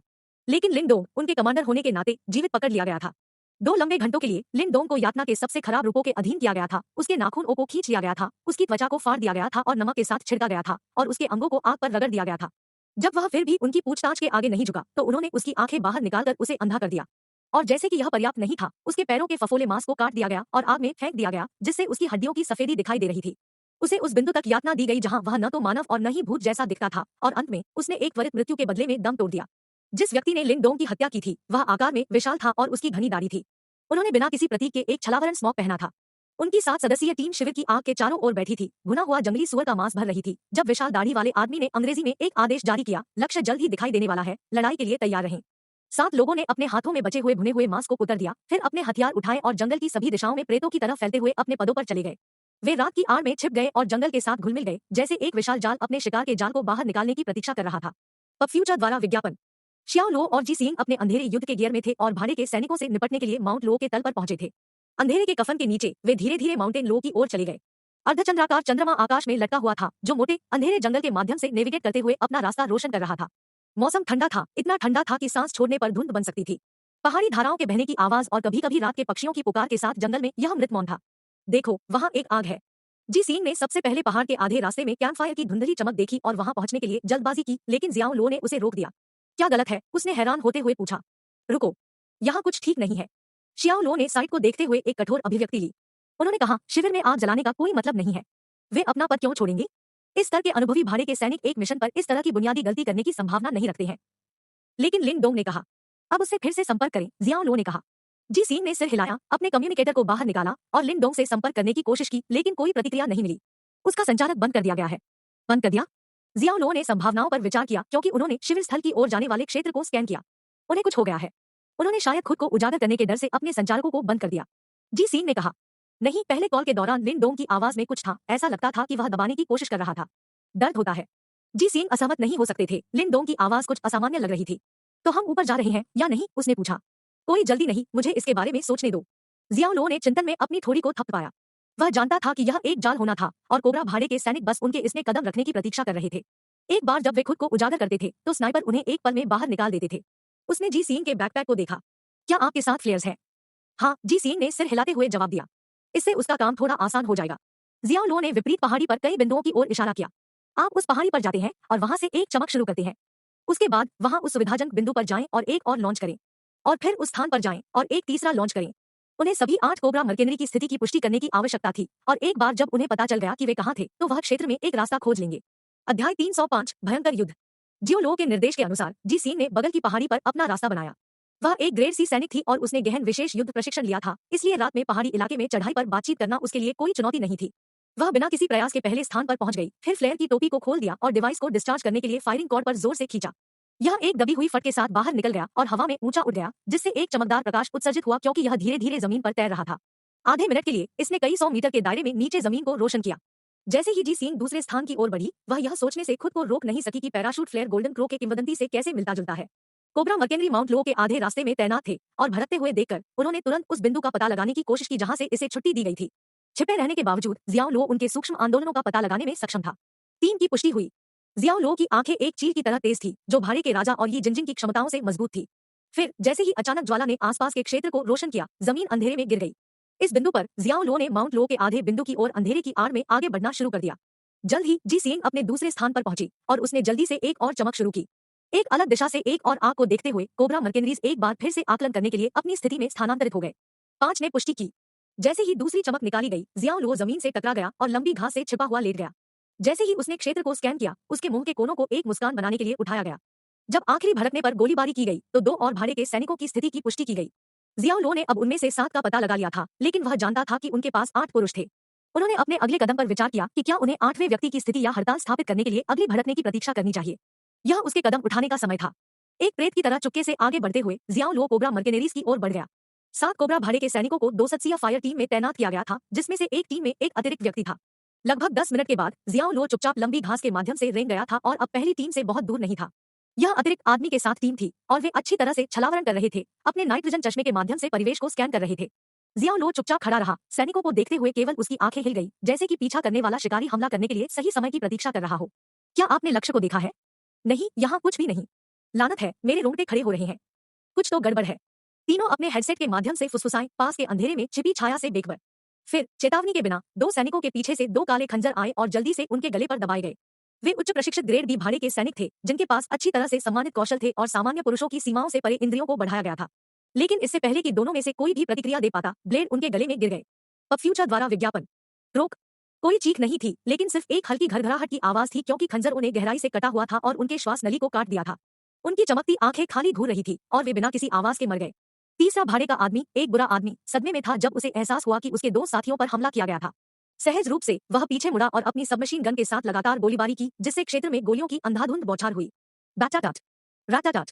थूथन से आग की लपटें उठीं और भेदी आवाज ने माउंट लो की चुप्पी तोड़ दी। बुरा आदमी घबरा गया, अपने पीछे कुछ भी नहीं पाकर भयभीत हो गया, सिवाय उसके साथियों के दो शवों के जो अभी भी जमीन पर पड़े थे। उन्होंने अपनी नसों को इकट्ठा किया और खुद को तैयार किया। उन्होंने हेडसेट पर तुरंत अन्य फायर टीमों से संपर्क किया। कोबरा के लिए नंबर 3, लक्ष्य स्थित है, लक्ष्य स्थित है। अब लक्ष्य कहाँ है? एक ठंडी आवाज ने जवाब दिया। मुझे नहीं पता। तुम्हारा क्या मतलब है? नंबर 3, बुरा आदमी ठंडे पसीने में टूट गया, क्योंकि उसने अपने नाइट विजन चश्मे के साथ तत्काल क्षेत्र को स्कैन किया। लक्ष्य का कोई संकेत नहीं था। वह कहा था, वह एक प्रेत है, अविश्वसनीय रूप से त्वरित। वह नंबर 1 और नंबर 2 को नीचे उतारने के बाद गायब हो गया है। B stern. हेडसेट पर एक आवाज ने कोसा और तुरंत दूसरों को जल्दबाजी में नंबर 3 की स्थिति की ओर जाने का आदेश दिया। बुरा आदमी सतर्क रहा, लेकिन वह घास और पेड़ के हर ब्लेड को अपना दुश्मन होने की कल्पना करते हुए बहुत घबराया हुआ और उछल कूद कर रहा था। उन्होंने मजबूत उपस्थिति महसूस की, एक शिकारी की भारी आभा जो हमला करने की प्रतीक्षा कर रही थी। वह बहुत पसीना कर रहा था और अचानक उसके बाल खत्म हो गए, क्योंकि उसे अपने पीछे एक डरावनी उपस्थिति महसूस हुई। वह चारों ओर घूमा और ट्रिगर को खींचा, एक मेहराब में क्षेत्र को साफ किया। फिर उसने जियाओ लो की एक झलक पकड़ी। जियाओ लो आश्चर्यचकित हो गया और उसे तुरंत पता चल गया कि उसने बुरे आदमी को कम आका था। वह एक घातक झटका देने वाला था, लेकिन कोबरा भाड़े के सैनिक ने तुरंत प्रतिक्रिया दी और अपनी सबमशीन गन को फायर कर दिया। वह आने वाले राउंड को मुश्किल से चकमा दे पा रहा था, और अगर वह बहुत धीमी गति से विभाजित होता तो उसने अपने सीने में 1 दर्जन से अधिक गोलियां ली होती। हाँ, मैं तुम्हें मार डालूंगा। उस बुरे आदमी ने अपने दांतों को किरकिरा कर लिया और चिल्लाया, तेजी से बढ़ते लक्ष्य पर नियंत्रित विस्फोट किया, क्योंकि जियाओ लो एक प्रेत की तरह घूम रहा था। जब उसने क्लिप को कम कर दिया तो बुरे आदमी ने तुरंत पत्रिकाओं को चालू कर दिया, लेकिन जब वह क्लिप लोड कर रहा था तो उसने एक तेज स्नैप सुना, जिसके बाद एक चरमराती हुई आवाज सुनाई दी। जियाओ लो ने एक भारी लात से देवदार के पेड़ के तने को तोड़ दिया था। सुप्रशिक्षित। चीड़ का पेड़ 2 हिस्सों में टूट गया और नीचे गिर गया। पत्ते के माध्यम से सरसराहट करते हुए वह बुरी तरह से आदमी की ओर गिर गया।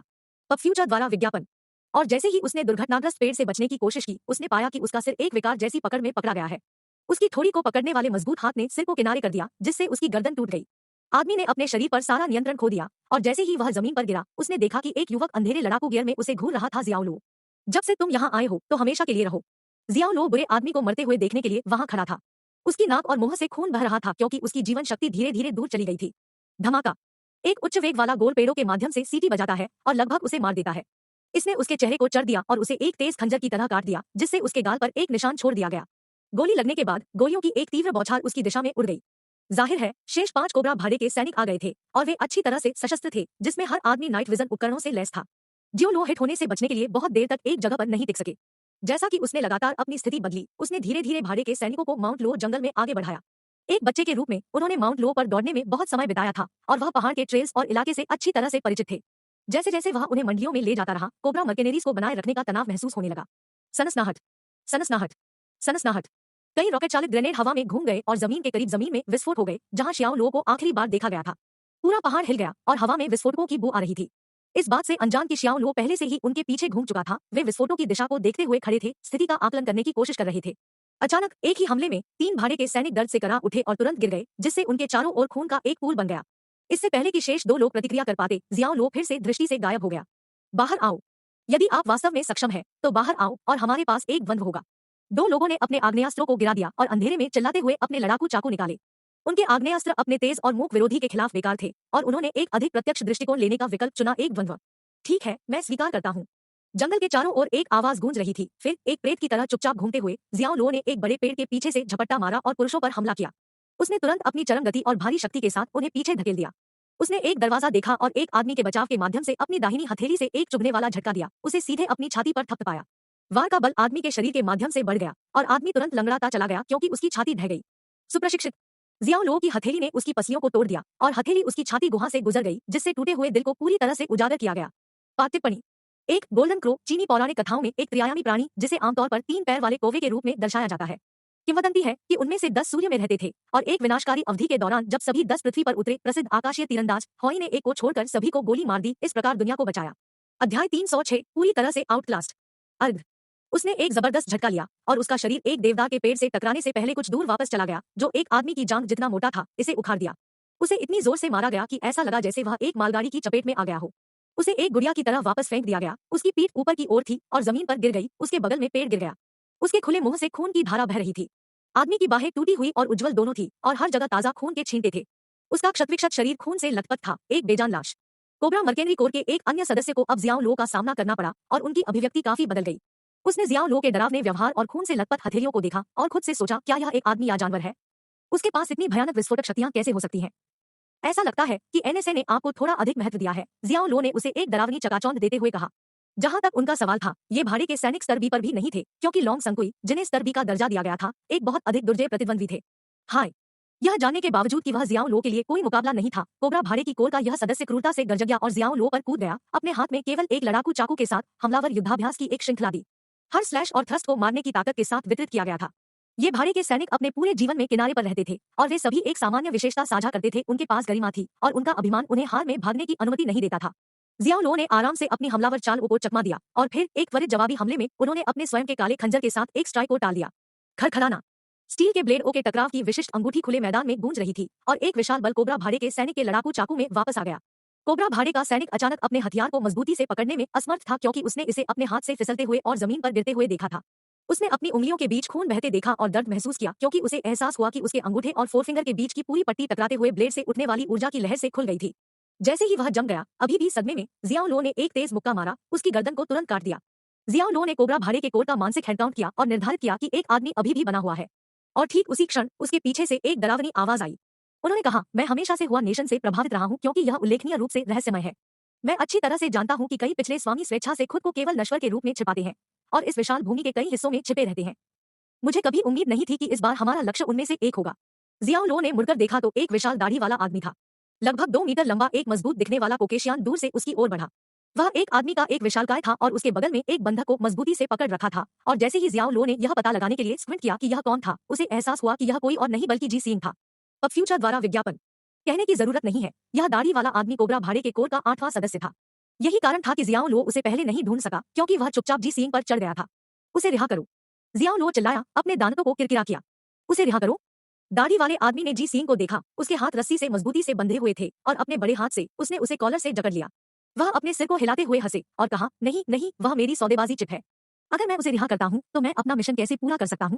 उसे रिहा करो और मैं तुम्हें एक टुकड़े में मरने दूंगा। यदि आप ऐसा नहीं करते हैं तो मैं आपको 8 टुकड़ों में तोड़ दूंगा।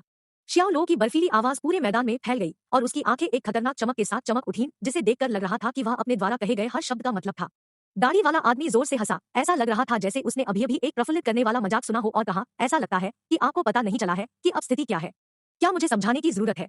उसकी आवाज अचानक बंद हो गई। बिना किसी चेतावनी के जियाओ लो अविश्वसनीय गति से सीधे उस पर पहुंचे। पलक झपकते ही जियाओ लो उसके ठीक सामने था, जो एक हमले के लिए तैयार था। और अचानक काला खंजर उसके हाथ में था, जो दाढ़ी वाले आदमी के गले को एक जंगली जानवर के फांग की तरह निशाना बना रहा था। हमला इतनी तेजी से हुआ कि विशाल दाढ़ी वाला आदमी अगर इरादा करता तो वह स्ट्राइक को भी पार नहीं कर सकता था। घबराकर और घबराहट में उसने जी सींग को जाने दिया और वापस कूद गया, जिससे उसके और जियो लो के बीच 5 से 6 मीटर की दूरी खुल गई। जी सींग विचलित थी और उसकी दृष्टि धुंधली थी। एक पल एक दृढ़ हाथ उसे कॉलर से पकड़ रहा था और अगले ही पल उसे गर्म सुरक्षात्मक आलिंगन में सुरक्षित रूप से गले लगा लिया गया। वापस जाओ, जियाओ लो ने जी सींग को बताया, क्योंकि उसने उसे छोड़ दिया। दाढ़ी वाला आदमी तिरस्कार में डूब गया और उसका बड़ा फ्रेम जियाओ लो की ओर झुक गया। उन्होंने एक व्यापक स्टील ब्लेड चलाया और उन्होंने अचानक एक अविश्वसनीय गति से जियाओ लो पर नीचे की ओर प्रहार किया, जो एक ही झटके में जियाओ लो के जीवन को लेने का इरादा रखते थे। जियाओ लो के कौशल से अवगत उनके पास अपने प्रतिद्वंद्वी को अक्षम करने के लिए एक पूर्वव्यापी हमले के लाभ के अलावा कोई विकल्प नहीं था। झंझनाहट, झंझनाहट, झंझनाहट। कई सांस चक्रों के भीतर दोनों प्रतिद्वंद्वियों ने लगातार दर्जनों वार किए थे। शियाओ लो ने अपने छोटे काले खंजर से हमलों को टाल दिया, क्योंकि झड़प वाले ब्लेड से चिंगारियां उड़ रही थी। गहन आदान प्रदान के बाद वे कुछ मीटर की दूरी पर खड़े थे। दाढ़ी वाला आदमी हवा के लिए हाँफ रहा था, लेकिन जियाओ लो शांत की एक तस्वीर थी और उसने टहलने पर किसी की तरह आसानी से सांस ली। मुझे आपसे निपटने के लिए इसकी आवश्यकता नहीं है। जियाओ लो ने काले खंजर को जमीन पर फेंक दिया। इस आदमी को स्तर बी सैनिक पर दर्जा दिया गया था, लेकिन वह अपने सम्मान के योग्य नहीं था। अन्य 2 पुरुषों से लड़ने के बाद उन्हें उनकी तकनीकों और इस आदमी की क्षमताओं की व्यापक समझ थी। विशाल दाढ़ी वाले आदमी के मुंह का कोना हिल गया, क्योंकि उसने महसूस किया कि उसकी गरिमा को कुचला जा रहा है। आप अपने अहंकार के लिए भारी कीमत चुकाएंगे। हाय, उसके माथे की नसें उभरी हुई थी और उसके गले से एक गहरी गगनभेदी दहाड़ निकल रही थी। उसने शियाओ लो पर एक भयानक आभा के साथ एक उग्र बैल की तरह आरोप लगाया, जो अपने दुश्मन को मारने का इरादा रखता था। 5 त्वरित चरणों में वह हवा में ऊंची छलांग लगाई और उसके हाथ में ब्रॉड स्वॉर्ड सीधे जियाओ लो की खोपड़ी पर लक्षित एक मेहराब में कटी हुई थी। पब फ्यूचर द्वारा विज्ञापन। अपने हमलावर पर अपनी नजरें रखते हुए जियाओ लो बेहोश हो गया और उसके ऊपर अपने हाथों से ताली बजाई। कलंक बीएम प्रभाव से एक कुरकुरा विस्फोटक ध्वनि उत्पन्न हुई, दोनों धातु की घंटी और एक सुस्त करतल ताली। विशाल दाढ़ी वाले आदमी की आंखें बाहर निकल गई, क्योंकि वह अविश्वास में अपने सामने के दृश्य को देख रहा था। जियाओ लो ने अपनी नंगी हथेलियों के बीच स्टील की चौड़ी तलवार लगाई थी। थोड़ी दूर से लड़ाई देख रहे जी सीन की आंखें चौंक कर रह गई। लेवल बी के सैनिक द्वारा लहराई गई एक झूलती हुई तलवार को पकड़ने में सक्षम होने के लिए वह लेवल एस के स्तर पर होगा। हो, जियाओ लो ने कहा, क्या आप मेरे साथ पूरा करना चाहते हैं? आप थोड़ा पीछे हैं। बुल्शटी। विशाल दाढ़ी वाले आदमी ने अचानक अपना होश हासिल किया और अपनी पूरी ताकत लगा दी, तलवार की धार को शियाओ लो की खोपड़ी की ओर नीचे धकेल दिया। जियाओ लो ने धीरे धीरे सांस ली और फिर अचानक फटने पर वह अपने बाईं ओर मुड़ते हुए झुके, तुरंत ब्लेड पर अपनी पकड़ छोड़ दी और खुद को दाढ़ी वाले आदमी के बगल में रख दिया। फिर अपने बाएं पैर पर झुकते हुए उसने अपने दाहिने पैर को चाबुक की तरह दाढ़ी वाले आदमी के पेट में काट दिया। युद्ध बंदी। शियाओ लो ने सुनामी की तरह बढ़ते हुए जबरदस्त ताकत के साथ किक दी। ऊर्जा विशाल दाढ़ी वाले आदमी के शरीर में विस्फोट हो गई और वह पीला पड़ गया और वापस फेंक दिए जाने से पहले काम गया। उसे तोप के गोले की तरह उड़ा दिया गया, जिससे देवदार के 3 पेड़ गिर गए और अंत में वह बुरी तरह से दुर्घटनाग्रस्त हो गया। ब्रॉडस्वॉर्ड ने अपना हाथ छोड़ दिया और पेड़ों के पास कुछ झाड़ियों में गिरने के लिए दूर चला गया। जी सीन एक स्तूप में था। दाढ़ी वाला आदमी एक लेवल बी भाड़े का सैनिक था, लेकिन वह जियाओ लो के सामने इतना कमजोर दिखाई दिया। बस यह कैसे संभव था? अगर उसने अपनी आंखों से यह नहीं देखा होता तो वह कभी इस पर विश्वास नहीं करती। जियाओ लो ने एक शब्द भी नहीं कहा क्योंकि वह गिरे हुए आदमी की ओर अशुभ रूप से चला गया। उसने उस विशाल दाढ़ी वाले आदमी को, जो अब खून से लथपथ था, झाड़ियों से उठाया जैसे कि वह एक पिल्ला उठा रहा हो और उसे खुले मैदान पर फेंक दिया। उन्होंने पूछा, मुझे लगता है कि आप मुझे खुनसा के संपर्क में रख सकते हैं। दाढ़ी वाले आदमी ने अपने जबड़े को भींच लिया, एक ऐसा रूप दिया कि वह आत्मसमर्पण करने के बजाय मरना पसंद करेगा। ऐसा लगता है कि आपके पास वास्तव में कठिन हड्डियां हैं, लेकिन यह ठीक है, मुझे कठिन लोगों से निपटना पसंद है। मुझे उम्मीद है कि आप अपनी दृढ़ता बनाए रख सकते हैं। जियाओ लो अपने काले खंजर को उठाने के लिए दूर चले गए, फिर जल्दबाजी में वापस चले गए। ओह, तुम क्या करने की कोशिश कर रहे हो? विशाल दाढ़ी वाला आदमी बुदबुदाया, लगभग फुसफुसाते हुए वह दर्द से करा रहा था। आराम करो, तुम्हें बाद में पता चल जाएगा। जियाओ लो अपने बाएं हाथ से आदमी के सिर को पकड़ते हुए मुस्कुराया। उसने खंजर की नुकीली नोक को दाढ़ी वाले आदमी के माथे के शीर्ष के चारों ओर जल्दी से खींच लिया। यह एक सर्जिकल चीरा था जो सिर्फ खोपड़ी की हड्डी को खरोचने के लिए प्रतीत होता था। विशाल दाढ़ी वाले आदमी को दर्द महसूस नहीं हुआ और यह एक दंग से ज्यादा नहीं था, लेकिन अगले ही पल उसे लगा जैसे वह नरक की गहराइयों में डूब गया है। अध्याय 307, उसे अपने हाथों से मार डालो। जियाओ लो ने विशाल दाढ़ी वाले आदमी की आंखों में जोर से देखा और अवमानना की मुस्कान के साथ उसने कटा हुआ मांस छील दिया, इसे खोपड़ी से ढीला कर दिया। फिर एक हिंसक झटके के साथ उसने आदमी की खोपड़ी के दाहिने आधे हिस्से को फाड़ दिया। लंबा चीरा। दाढ़ी वाले आदमी की खोपड़ी का आधा हिस्सा फट गया था और मांस और बालों का खूनी टुकड़ा जमीन पर फेंक दिया गया था। उसके दुखी चेहरे पर खून बह रहा था और हड्डी सफेद खोपड़ी लाल ऊतकों के टुकड़ों के नीचे दिखाई दे रही थी जो उसके सिर के दाईं ओर जुड़ी हुई थी। एक कष्टदायक दर्द उसके पूरे शरीर में एक बोल्ट की तरह मारा गया। आर्ध। दाढ़ी वाला आदमी सदमे की स्थिति में जा रहा था, अनियंत्रित रूप से कांप रहा था और दर्द से चिल्ला रहा था। उसकी दुखी चीखें नरक के उग्र गड्ढों में फेंकी जा रही बुरी आत्माओं की चीखों से मिलती जुलती थी, जो खामोश रात में गूंज रही थी। उसकी आधी खोपड़ी फट जाने के साथ वह पहले से ही दर्द से उबर चुका था, लेकिन उसके दिल में एक प्राथमिक डर था जो बाकी सब कुछ से अधिक था। विशाल दाढ़ी वाले आदमी ने खुद को मुक्त करने के लिए संघर्ष किया, लेकिन जियाओ लो के पास एक मजबूत पकड़ में उसके बालों का बचा हुआ था और उसके दोनों हाथ जियाओ लो के पैरों के वजन के नीचे जमीन पर पिन किए गए थे। उसने जो अपार बल लगाया, उसने उसके चेहरे को बैंगनी कर दिया और वह बेहोश होने के कगार पर था। सिर के घाव से खून बह रहा था। जी सीन पास में खड़े होकर इस भयावह दृश्य को देख रहे थे और डर के मारे रो रहे थे। उसका चेहरा पीला पड़ गया और वह हिल गई क्योंकि उसने एक बार फिर काम पर जियाओ लो के शैतानी पक्ष को देखा। तो क्या आप अब खुनसा से संपर्क करने में मेरी मदद कर सकते हैं? जियाओ लो ने आदमी को एक व्यंग्यपूर्ण मुस्कान दिखाते हुए पूछा। दाढ़ी वाले आदमी ने अपना सिर हिलाया, भारी दर्द से उसकी अभिव्यक्ति विकृत हो गई। उन्हें अचानक एहसास हुआ कि एनएसए दस्ते के नेता को कैसा महसूस हुआ जब उन्हें पहले प्रताड़ित किया गया था और इसकी विडंबना को देखने से खुद को रोक नहीं सके। क्या यह दैवीय प्रतिशोध था? जियाओ लो ने उस आदमी के हाथ से अपना पैर हटा दिया और उसे एक संचार उपकरण दिया। विशाल दाढ़ी वाले आदमी ने दर्द को सहन किया क्योंकि उसने अपने कांपते हाथ से संख्याओं की एक श्रृंखला की चाबी लगाई थी। कोबरा, क्या तुम अपने मिशन में सफल हो गए हो? संचार उपकरण से कर्कश आवाज आई। बॉस, मैं हूँ। दाढ़ी वाले आदमी की आवाज कांप रही थी। यह स्वीकार करना मुश्किल था कि जियाओ लो की क्षमताएं उनकी अपनी क्षमताओं से बहुत परे थी और उनके उन्मादी हमले ऐसे प्रतिद्वंद्वी के खिलाफ जाने वाले बच्चों के खेल की तरह लग रहे थे। जैसे ही ठंडी हवा उसके खुले मांस में बह रही थी, यह उसके घावों को काटने वाले चाकू की तरह था। असहनीय दर्द ने 7 फुट लंबी दाढ़ी वाले विशालकाय को आंसू में फुसफुसाने पर मजबूर कर दिया। अब फ्यूचर द्वारा विज्ञापन। तुम्हारे साथ क्या गलत है? क्या हुआ? कम्युनिकेटर की आवाज चिंतित लग रही थी। जियाओ लो ने दाढ़ी वाले आदमी से कम्युनिकेटर छीन लिया और जवाब दिया, कुछ भी गलत नहीं है। बात सिर्फ इतनी है कि आपकी कोबरा मर्केनरी कॉर्प्स अपने मिशन में नाकाम रही है। एक ठहराव था क्योंकि कम्युनिकेटर के दूसरे छोर पर खुनसा टिप्पणी से चौंक गया था। तभी एक खौफनाक आवाज आई। जियाओ लो। हाँ बिल्कुल, यह मैं हूँ। उसका जवाब सुनकर खुनसा ने जोर से आह भरी। वह हैरान था कि उसने जो कुलीन भाड़े का दस्ता तैनात किया था वह अपने लक्ष्य को खत्म करने में सफल नहीं हुआ। यह उनकी अपेक्षा से कहीं अधिक था, यह अनुमान लगाते हुए कि कोबरा भाड़े की कोर जियाओ लो से छुटकारा पाने में सक्षम होगी। कोई कमजोरी दिखाने के लिए तैयार नहीं, उसने अपना संयम बनाए रखा और कहा, ठीक है, जीवित होने के लिए बधाई। ओह सच में? फिर मुझे आपको कुछ बुरी खबर देनी होगी। आपके कोबरा भाड़े के सैनिकों में से केवल एक बचा है और वह घनी दाढ़ी वाला आदमी है। जियाओ लो ने जवाब दिया, यह कहते हुए अपनी भौहें उठाईं। तुम बदमाश हो, खुनसा ने गुस्से में कहा। ब्लैकवाटर कंपनी में उनकी स्थिति पहले से ही खिसक रही थी और अब कोबरा मर्केनरी कॉर्प्स के नुकसान के साथ उनकी स्थिति एक नए निचले स्तर पर गिरना तय था। जियाओ लो बेफिक्र था और उसने खुनसा को मारना जारी रखा। आप हुआ राष्ट्र के भी नागरिक हैं, इसलिए मैं मानूंगा कि आप हुआ राष्ट्र के एनएसए के बारे में जानते हैं। मैं इस दाढ़ी वाले आदमी को एनएसए के साथ छोड़ दूंगा और यदि आप पर्याप्त साहसी हैं तो आओ और उसे पुनः प्राप्त करें। ओह, और वैसे जब मेरे पास समय होगा तो मैं आपको खुद ढूंढूंगा। आप मुझे हर समय उपहार नहीं भेज सकते, कम से कम मैं शिष्टाचार वापस कर सकता हूँ, है ना? इन टिप्पणियों ने खुनसा के दिमाग को हिलाकर रख दिया और उसका दिल बेतहाशा धड़क उठा। शियाओ लो एनएसए का हिस्सा कब से थे? @ उन्होंने अपशब्दों की बाढ़ ला दी थी।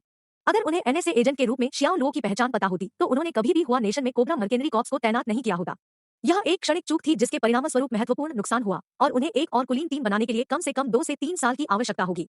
उनकी परेशानियों को बढ़ाने के लिए उन्हें खुद नुकसान उठाना होगा और निस्संदेह कंपनी के वरिष्ठ अधिकारियों द्वारा चुनौती दी जाएगी। बेटा, मैं यहाँ उत्तरी कैरोलिना में हूँ। मुझे उम्मीद है कि आपके पास आने का साहस है। खुनसा अपनी भावनाओं को नियंत्रित करने की पूरी कोशिश कर रहा था, अपने शब्दों को ठंडे निष्क्रिय स्वर में दे रहा था। ओह, निश्चिंत रहें, मैं जल्द ही आपके सामने खड़ा रहूंगा। शियाओ लो ने एक डरावनी मुस्कान के साथ अपना वाक्य समाप्त किया और फिर कॉल समाप्त कर दिया। जी सींग ने चुपचाप जियाओ लो को देखा और उसकी आंखें घबराहट की गहरी भावना से भर गई। यह जियाओ लो का पक्ष था जिसने उसे डरा दिया और वह कभी नहीं जानती थी कि आगे क्या उम्मीद करनी है। पब फ्यूचर द्वारा विज्ञापन। दाढ़ी वाला आदमी अब और भी भयभीत था।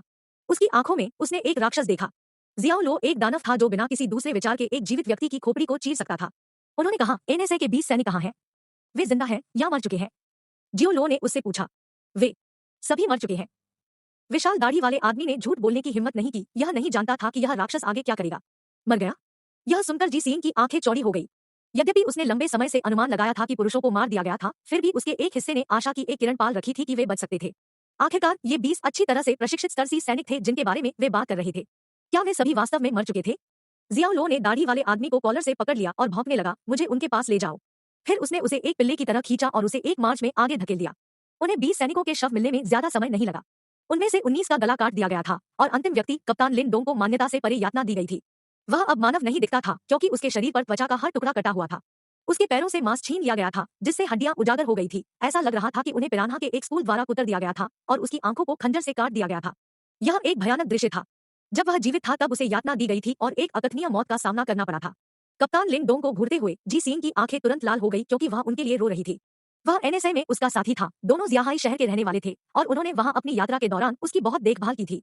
और वह विश्वास नहीं कर सकती थी कि वह अब मर चुका था, यातना से एक लंबी भयानक मौत का सामना कर रहा था। जियाओ लो मुड़ा और दाढ़ी वाले आदमी को देखा। लाश के बगल में जमीन पर गिरा हुआ था, ठीक उसी जगह जहां जियाओ लो ने उसे फेंक दिया था। तुमने उसके सभी नाखूनों को बाहर निकाला और उसके घावों पर नमक छिड़का, फिर तुमने उसके पैरों से मांस को काट दिया, एक बार में एक टुकड़ा, और उन्हें आग में ग्रिल कर दिया जैसे कि कोई बारबेक्यू हो। बुरा नहीं है, आप वास्तव में जानते हैं कि मजा कैसे करें। मुझे खेद है। दाढ़ी वाला आदमी चिल्लाया, बार बार माफी मांगता रहा और उसकी आंखों में आंसू आ गए। वह जियाओ लो की आंखों से जानता था क्या आने वाला था। जियाओ लो अपनी दलीलों से बेखबर था। वह लाश के बगल में बैठ गया और लिन डोंग के कठोर बेजान हाथ में अपना खंजर रख दिया। उसने चाकू के हैंडल पर मृत व्यक्ति की उंगलियों को बंद कर दिया और मृत कप्तान से बात करते हुए उसने कहा, मुझे यकीन है कि आप जो सबसे ज्यादा करना चाहते हैं वह उसे अपने हाथों से मारना है। जब वह बोल चुका था तो एक हाथ कंधे पर रखकर उसने लिन डोंग के शरीर को अपनी तरफ मोड़ दिया और अपने दूसरे हाथ से उसने मृत व्यक्ति के हाथ को पकड़ लिया जिसने चाकू को पकड़ लिया। फिर खंजर को उसके उत्पीड़क की ओर धकेल दिया गया जो अब उसके बगल में लकवाग्रस्त पड़ा था। अब ब्लेड धीरे धीरे दाढ़ी वाले आदमी के दिल में घुस गया क्योंकि घाव से तुरंत खून के छींटे पड़ गए। दाढ़ी वाले आदमी की आंखें उभरी और उसके मुंह के कोने से खून बह रहा था। लिन डोंग का बेजान चेहरा 20 सेंटीमीटर से भी कम दूरी पर अपने उत्पीड़क को घूर रहा था। जैसे ही दाढ़ी वाला आदमी धीरे धीरे मर गया, उसके चेहरे पर पश्चाताप की झलक थी। आखिरी चीज जो उसने जीवित देखी वह लिन डोंग का प्रताड़ित चेहरा था और काव्यात्मक न्याय परोसा गया था। अध्याय 308 चचेरे भाई डिंग झेन्यून। शियाओ लो और जी सींग ने अपने शरीर पर खून के धब्बों को धोने के लिए पहाड़ की धारा के सामने घुटने टेक दिए। जी सींग ने काउंटी पुलिस विभाग को फोन किया और एनएसए क्रेडेंशियल्स का उपयोग करते हुए उसी रात माउंट लो में तैनात करने के लिए एक टीम का अनुरोध किया।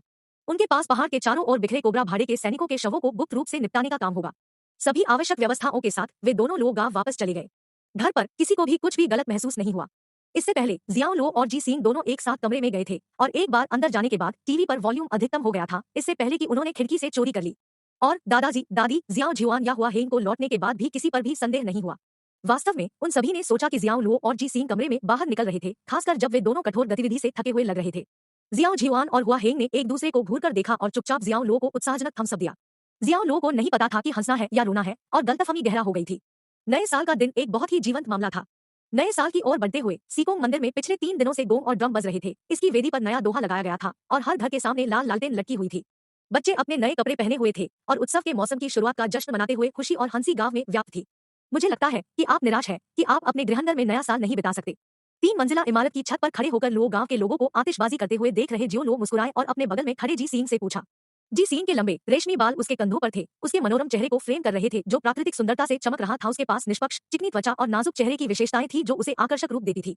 जी सीन पतली और अच्छी तरह से अंगीकृत थी, न तो बहुत चंचल और न ही बहुत चंचल, और उसके पास अच्छी मुद्रा थी और वह खुद को अच्छी तरह से ले जाती थी। उन्हें दक्षिण में नहर शहरों से क्लासिक कंट्री बेस का आकर्षण था जो अपनी बेदाग सुंदरता और यहाँ तक कि स्वभाव के लिए प्रसिद्ध थे। मेरे पास कोई गृहंगर नहीं है। जियाओ लो ने मुड़कर उसकी ओर देखा, थोड़ा उलझन में। उसने आधी मुस्कान के साथ उसे पीछे मुड़कर देखा और कहा, मैं एक अनाथालय में पली दी हूँ। एक संक्षिप्त क्षण के लिए जियाओ लो को नहीं पता था कि कैसे प्रतिक्रिया करनी है, फिर वह धुंधला हो गया। मुझे खेद है। ठीक है। जी सीन के हावभाव अचानक बहुत उदास हो गए और उसके चेहरे की मुस्कान फीकी पड़ने लगी। यह उसके जीवन का एक हिस्सा था जो एक शून्य था। वह कभी नहीं जानती थी कि उसके माता पिता कौन थे या वे कैसे दिखते थे। जियाओ लो के परिवार के साथ समय बिताना, उनके मामलों में लिप्त होना और त्योहारों के मौसम की खुशी एक नया अनुभव था। जैसा कि उन्होंने एक साथ स्प्रिंग फेस्टिवल गाला देखा, कोई केवल अनुमान लगा सकता था कि वह कितनी ईर्ष्या कर रही थी। उसने सोचा कि यह कैसा लगेगा अगर दादा दादी उसके ऊपर प्यार करते हैं और ऐसे माता पिता होते हैं जो दयालु और सौम्य होते हैं। अगर वह इसके बदले में अपने जीवन के 10 साल का व्यापार कर सकती है तो वह बिना किसी हिचकिचाहट के सहमत होगी। अक्सर वह सोचती थी कि क्या उसके जैविक माता पिता ने उसे अनाथालय में छोड़ दिया था क्योंकि वह एक लड़की थी। श्री जियाओ लो। हम पब फ्यूचर द्वारा विज्ञापन। क्या आप मुझे अपना कंधा उधार दे सकते हैं? जी सीन के लिए इतना उत्साहित होना असामान्य था, लेकिन नए साल के लिए फिर से मिलने वाले परिवारों की खुशियों को महसूस करते हुए और पल में फंस कर उसने अपनी भेद्यता और भावनाओं को छोड़ दिया। जरूर, जियाओ लो ने सिर हिलाया और कहा। जी सीन धीरे से उसके खिलाफ झुकी और अब पीछे हटने में सक्षम नहीं थी। वह चुपचाप सुबकने लगी। जियाओ लो ने एक शब्द नहीं कहा, न ही उसने उसे आराम देने की कोशिश की। वह चुपचाप खड़ा रहा और रात के आकाश में शांति से देख रहा था। आतिशबाजी हवा में ऊंची उठी, रंगीन रोशनी और पैटर्न की चमकदार चमक में फूट पड़ी। यह देखने के लिए एक सुंदर दृश्य था। नए साल की चौथी रात अपने पिता की सबसे बड़ी बहन के बेटे डिंग झेन्युन ने अचानक उसे एक जरूरी संदेश भेजा, लो कृपया मुझे 2000 रुपए उधार दें। यह एक आपातकाल है, इसलिए कृपया। जियाओ लो कुछ हद तक चिंतित था और नाराज था। डिंग झेन्युन के साथ उनका रिश्ता हमेशा अच्छा रहा था और उन्होंने पहले कभी उनसे पैसे उधार नहीं मांगे थे। इसके अलावा वह अपने शुरुआती 20 के दशक में केवल एक युवा व्यक्ति था और अगर उसे तत्काल पैसे की आवश्यकता होती तो उसकी चाची निस्संदेह उसकी मदद करती। इसलिए नीले रंग से पैसे मांगना थोड़ा अजीब था। स्पष्ट हताशा में डिंग झेन्युन ने संदेश भेजने के तुरंत बाद जियाओ लो को फोन किया। लो, क्या आप बजट पर तंग है? क्या आप मुझे 2000 रुपए उधार दे सकते हैं? यह आपातकाल है। डिंग झेन्युन की हताश दलील को सुनकर जियाओ लो बिना किसी विवरण के सहमत हो गए और कॉल को लटकाने के बाद उन्होंने तुरंत वीचैट पे के माध्यम से $2000 स्थानांतरित किए। हालांकि कुछ ही दिनों के भीतर डिंग झेन्युन ने उसे फिर से बुलाया। लो, क्या तुम मुझे कुछ और पैसे उधार दे सकते हो? जियाओ लो थोड़ा उलझन में था और इस बार उसने पूछा, आप पैसे के साथ क्या करने जा रहे हैं? इस बार आप कितना चाहते हैं? 10,000। 10,000? अगर तुम्हारे पास 10,000 नहीं है तो 5,000 काम करेंगे। कृपया मेरी मदद करें, लो, डिंग झेन्युन ने अनुरोध किया। अब फ्यूचर द्वारा विज्ञापन। जियाओ लो को यकीन हो गया कि कुछ सही नहीं था और कहा, आप वास्तव में क्या कर रहे हैं? लो, मैं तुम्हारे साथ ईमानदार रहूंगा। मैं इस परियोजना में शामिल हूँ। जब तक मैं $30,000 में फंड कर सकता हूँ, मैं आधे साल के भीतर पूंजी वापस कमा पाऊंगा और उसके बाद मैं टन पैसा कमाऊंगा। मेरे पास पहले से ही $20,000 है। मेरे पास बस 10,000 की कमी है। यदि आप इस समय ठीक है तो कृपया मेरी मदद करें, डिंग झेन्युन ने कहा। पिरामिड योजना। ये दो शब्द तुरंत जियाओ लो के दिमाग में दिखाई दिए। उन्होंने पूछा, यह कौन सी परियोजना है? यह एक कार्यक्रम विकसित करने के बारे में है जिसका उपयोग हाई स्पीड रेल और बसों की बिलिंग प्रणाली में किया जाएगा। यह जटिल है, मैं इसे इतने कम समय में आपको नहीं समझा सकता, लेकिन मुझे यकीन है कि यह बहुत लाभदायक है। मेरा दोस्त पहले से ही BMW चला रहा है और यहाँ तक कि क्लब में गर्म चूजों से भी अक्सर मिलने जाता है। डिंग झेन्युन उत्तेजित लग रहा था और उसने परियोजना के बारे में सपने में बात की जैसे कि वह ड्रग्स पर उच्च था। लो, क्या आप भी कुछ पैसे निवेश करना चाहते हैं? जितना अधिक आप निवेश करेंगे उतना ही आपको वापस मिलेगा। यदि आप निवेश करते हैं तो 100,000 कहें, यह अगले वर्ष में 300 या $400,000 में बदल जाएगा। मैं आपको यह केवल इसलिए बता रहा हूँ क्योंकि आप मेरे चचेरे भाई हैं। यह अमीर बनने का एक नरक है। जियाओ लो को यकीन था कि इस बच्चे का ब्रेन वॉश किया गया था। हर निवेश अपने स्वयं के अंतर्निहित जोखिमों के साथ आता है। जोखिम मुक्त परियोजना जैसी कोई चीज नहीं थी जो एक छोटी निवेश राशि से काफी लाभ दे सकती थी। झेन्युन, अब तुम कहाँ हो? मैं जियाहाई में हूँ, डिंग झेन्युन ने कहा। क्या आप नए साल के लिए घर नहीं लौटे? जियाओ लो ने आश्चर्य से कहा। ठीक है, मैं हर साल घर जाता था, लेकिन मैं इस साल घर से दूर नए साल का अनुभव कर रहा हूँ। मैं कड़ी मेहनत करना चाहता हूँ और अपने माता पिता की खातिर पैसा कमाना चाहता हूँ। यह केवल 1 साल होगा। जब मुझे कार मिल जाएगी तो मैं हर साल घर जाऊंगा। जियाओ लो ने अपना सिर हिलाया और आह भरी। चाची को चिंता होगी कि आप घर नहीं जा रहे हैं। मैं पहले से ही 20 से ऊपर हूँ। मैं अब बच्चा नहीं हूँ तो चिंता करने की क्या बात है? लो, चलो इसे एक तरफ छोड़ दें। कृपया मुझे $5,000 उधार दें। जब मैं पैसा कमाना शुरू करूंगा तो मैं आपको वापस भुगतान करूंगा, डिंग झेन्युन ने कहा, थोड़ा अधीर लग रहा था। मैं तुम्हें पैसे उधार दे सकता हूँ, लेकिन तुम्हें घर आना होगा। जियाहाई से हमारे शहर के लिए एक सीधा ट्रेन मार्ग है। आपको घर की यात्रा करने में सिर्फ 8 घंटे लगेंगे। लो, मेरे पास यहाँ करने के लिए चीजें हैं, मेरे पास वापस जाने का समय नहीं है, डिंग झेन्युन ने जवाब दिया। वापस आओ और मैं आपके परियोजना प्रस्ताव के माध्यम से जाने में आपकी मदद करूंगा। यदि आपका प्रस्ताव मुझे आश्वस्त कर सकता है तो मैं आपकी परियोजना में $100,000 का निवेश करूंगा, जियाओ लो ने कहा। एक चारा अनदेखा करने के लिए बहुत आकर्षक है। डिंग झेन्युन एक पल के लिए चुप हो गया, फिर जियाओ लो की शर्त का पालन करते हुए उसने जवाब दिया, ठीक है, मैं कल वापस जाऊंगा। कॉल समाप्त होने के बाद जियो लो ने तुरंत अपनी चाची जियाओ जियानिंग को डिंग झेन्युन के बारे में अधिक जानने के लिए फोन किया। जब उन्होंने पहली बार बात की तो शियाओ जियानिंग एक हंसमुख मूड में थी, लेकिन जब डिंग झेन्युन का विषय उठाया गया तो उसने अपनी भावनाओं पर नियंत्रण खो दिया और रोना शुरू कर दिया। जियाओ लो, ऐसा लगता है कि वह अब एक अलग व्यक्ति में बदल गया है। वह आपके चाचा और मुझे कुछ निवेश करने के लिए पैसे देने के लिए मजबूर कर रहा है। मैंने कहा कि हमारे पास पैसा नहीं है और हमारे पास अभी भी भुगतान करने के लिए बहुत सारे ऋण हैं, लेकिन वह बस नहीं सुनेंगे। उसने जोर देकर कहा कि हम उसे $30,000 ट्रांसफर करें। तुम्हारे चाचा और मैं लगभग पागल हो रहे हैं। अध्याय 309, यह जटिल है। जैसे ही जियाओ जियानिंग ने जियाओ लो से फोन पर बात करना जारी रखा, उसके लिए अपनी भावनाओं को नियंत्रित करना कठिन हो गया और वह अचानक टूट गई। उसने उसे बताया कि हाल ही में क्या हो रहा था। जब भी उसे डिंग झेन्युन का फोन आता था तो वह उससे निवेश करने के लिए पैसे मांगता था। इसकी शुरुआत 100,000 की राशि से हुई थी और बाद में यह घटकर 30,000 पर आ गई। यह एक ऐसे बिंदु पर आ गया था जहां वह अब डिंग झेन्युन से किसी भी कॉल को प्राप्त करने से डरती थी। चाची जियानिंग का परिवार अमीर नहीं था और यहाँ तक कि कुछ साल पहले उन्होंने जो घर का ऋण लिया था उसे भी पूरी तरह से चुकाया नहीं गया था। उनके पास निवेश करने के लिए डिंग झेन्युन के लिए पैसा नहीं था। मुझे नहीं पता कि वह ऐसा क्यों बन गया है, वह पागल हो गया है। अगर हम उसे पैसे नहीं देते हैं तो वह इसे अपने दोस्तों और रिश्तेदारों से उधार लेगा। आपके चाचा ने कहा कि वह रेफरल मार्केटिंग में आ गए हैं और उनका ब्रेन वॉश किया गया है, इसलिए वह किसी की नहीं सुनेंगे। अगर हम उससे इस बारे में बात करने की कोशिश करते हैं तो वह गुस्सा हो जाएगा और हम पर चिल्लाएगा। यहाँ तक कि आपके चाचा के उनके साथ संबंधों में भी खटास आ गई है, जियाओ जियानिंग ने कहा। जियाओ लो ने मिश्रित भावनाओं के साथ नाक भौं सिकोड़ी, क्योंकि उन्होंने याद किया कि उनके चचेरे भाई डिंग झेन्युन एक बहुत ही सौम्य व्यक्तित्व के साथ एक फिलियल बेटा था और वह एक व्यक्ति के रूप में आकर्षक था। वह डिंग झेन्युन को अपने चाचा पर चिल्लाने की कल्पना नहीं कर सकता था, यह निश्चित रूप से चरित्र से बाहर होगा। किस बात ने उन्हें इतना बड़ा बदलाव दिलाया? क्या उनकी स्वतंत्रता को किसी तरह प्रतिबंधित किया जा रहा था? जब उसने फोन किया तो क्या कोई उसके सामने था और उसका मार्गदर्शन कर रहा था? क्या उनका घृणित प्रदर्शन केवल अपने परिवार से मदद प्राप्त करने के लिए एक भेष था? यह आश्चर्य की बात नहीं थी, क्योंकि कुछ एमएलएम संगठन अपने भर्ती किए गए सदस्यों से परिणाम प्राप्त करने के लिए चरम तरीकों का उपयोग करेंगे। उसने पूछा, क्या तुमने पुलिस को बुलाया है? हमने किया, लेकिन पुलिस कुछ नहीं कर सकती और हमें बताया कि चूंकि उससे अभी भी संपर्क किया जा सकता है, इसलिए उनके पास इसे मामले के रूप में दर्ज करने का कोई तरीका नहीं है। पुलिस ने हमें बताया कि अगर हमें वास्तव में संदेह है कि वह रेफरल मार्केटिंग में चला गया है तो हमें उसे पैसे भेजना बंद कर देना चाहिए और फिर बस जाकर उसे वापस ले जाना चाहिए। लेकिन वह हमें यह नहीं बताएगा कि वह जियाहाई में वास्तव में कहाँ है। जियाओ जियानिंग ने कहा, थोड़ा शांत होते हुए, लेकिन उसके शब्द दुख से भरे हुए थे जो उसकी असहायता की भावना को दर्शाता था। चाची, उसने कहा कि वह कल वापस आ जाएगा, जियाओ लो ने कहा। जियाओ जियानिंग ने अपना सिर हिलाया और कहा, नहीं, वह नहीं करेगा। पहले आपके चाचा ने उन्हें यह कहकर लुभाने की कोशिश की कि अगर वह वापस आते हैं तो वह ऋण के लिए आवेदन कर सकते हैं। वह पहले तो सहमत हो गया, लेकिन बाद में उसने आपके चाचा से आवेदन में मदद करने और ऋण स्वीकृत होने पर अपने खाते में पैसे स्थानांतरित करने के लिए कहा। जियाओ लो ने एक लंबी सांस ली। ठीक है, चिंता मत करो आंटी, मैं इस साल जियाहाई जाने की योजना बना रहा हूँ। झेन्युन को मेरे लिए छोड़ दो। अगर वह वास्तव में एमएलएम में शामिल हो गया है तो मैं उसे निश्चित रूप से बाहर कर दूंगा। जियाओ लो, धन्यवाद चाची, इसे हमेशा याद रखेगी। जियाओ जियानिंग ने उसे बहुत धन्यवाद दिया। अब फ्यूचर द्वारा विज्ञापन। कॉल खत्म करने के बाद शियाओ लो ने अपनी भौहें उठा ली। उसने मन ही मन सोचा, ऐसा लगता है कि जब मैं वहां वापस आता हूं तो मेरे पास जियाहाई में करने के लिए बहुत सी चीजें हैं। जी सींग की ओर मुड़ते हुए उन्होंने पूछा, क्या जियाहाई में बहुत सारे एमएलएम संगठन हैं? जी सींग ने एक पल के लिए विचार किया और जवाब दिया, हाँ, ऐसा लगता है कि हाल के वर्षों में उनकी संख्या बढ़ रही है। हर थोड़ी देर में पुलिस द्वारा एमएलएम संगठनों के ठिकानों पर छापेमारी की खबरें आती रहेंगी। क्या ऐसा है? ऐसा लगता है कि मुझे जियाहाई में नवीनतम घटनाओं पर खुद को ताजा करना होगा। जियाओ लो धीरे से मुस्कुराया। यदि डिंग झेन्युन का ब्रेन वॉश किया गया था तो अब उसे कुछ भी कहने से कोई उद्देश्य पूरा नहीं होगा। डिंग झेन्युन केवल उस व्यक्ति को अपनी सफलता और भाग्य के रास्ते में आने वाले व्यक्ति के रूप में देखेंगे। उसे बचाने के लिए किसी को डिंग झेन्युन को खुद को एहसास दिलाना पड़ा कि यह एक घोटाला था। ऐसी चीजों को जल्दबाजी नहीं किया जा सकता था और उसका पता लगाना कुछ समय के लिए मायने रखता था। अगले दिन, जैसा कि चाची जियानिंग ने भविष्यवाणी की थी, डिंग झेन्युन ने बहाना दिया कि उसके पास घर जाने का समय नहीं था। उन्होंने जियाओ लो से कहा कि जब भी वह जियाहाई में हो तो जाएं और उन्हें ढूंढें और वह जियाओ लो को एक साथ अमीर बनने के रास्ते पर ले जाएंगे। जबकि जियाओ लो की पहली प्रतिक्रिया इस तरह के एक प्रफुल्लित करने वाले सुझाव पर उपहास करना था, उन्होंने अपने चचेरे भाई के साथ सहानुभूति व्यक्त की। डिंग झेन्युन ने एक पॉलिटेक्निक कॉलेज से स्नातक की उपाधि प्राप्त की और एक कारखाने में मशीन ऑपरेटर के रूप में काम किया जो लगभग 3,000 प्रति माह कमाता था। वह विवाहित था, सफलता पाने के लिए प्रेरित था और अपने माता पिता को बेहतर जीवन देने के लिए अपने भाग्य को बदलने के लिए उत्सुक था। दुर्भाग्य से यह ठीक उसी तरह की मानसिकता थी जो बहुस्तरीय विपणन एजेंटों द्वारा हेरफेर किए जाने के लिए सबसे अधिक प्रवण थी। जियाओ लो पहले मदद करने की स्थिति में नहीं था, लेकिन अब जब वह सक्षम था तो वह निश्चित रूप से अपनी चाची के परिवार के लिए जो कुछ भी कर सकता था वह करेगा। जब उन्होंने खेत का पुनर्निर्माण शुरू किया था तो उन्होंने अपने पिता जियाओ जियुआन के साथ व्यवसाय योजना पर विस्तार से चर्चा की थी। फिर जियाओ जियुआन ने अपनी दो चाची को उद्यम में शामिल होने के लिए आमंत्रित किया और खेत परियोजना के लिए एक नाम के साथ आए, माउंट लो रेंच। जैसे ही जियाओ लो का फंड जगह में था, खुदाई, बुलडोजर, कंक्रीट मिक्सर और इंजीनियरों की एक टीम जुटाई गई थी। निर्माण कार्य शुरू करने के लिए कर्मियों और उपकरणों की एक सेना गांव में एकत्र हुई। पूरा लो गांव उत्साह से भर गया और हर घर में जियाओ लो के बारे में कहानियां अक्सर उत्साह के साथ बताई गई। जियाओ लो वास्तव में वहां कितना कमा रहा है? वह अपने पिता के खेत को एक अवकाश खेत में बदल रहा है। यह वास्तव में पैसे की एक उदार राशि है। ऐसा लगता है कि हम सभी ने जियाओ लो को कम आंका है।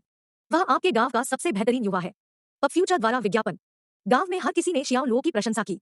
अपने पिता के अलग थलग खेत को बदलने के लिए एक बड़े पैमाने पर परियोजना को अंजाम देने के लिए इतना साहसी होना उनकी वास्तविक क्षमता और साहस को दर्शाता है, क्योंकि यह हजारों एकड़ चौड़ी भूमि के एक सुनसान टुकड़े पर स्थित था।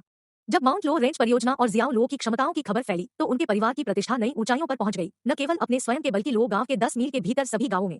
तुरंत जियाओ लो बुशान में एक स्थानीय सेलिब्रिटी बन गया और लोग उसकी उपलब्धियों और कारनामों के बारे में बात करने में प्रसन्न थे। लेकिन असहमति के कुछ स्वर भी थे।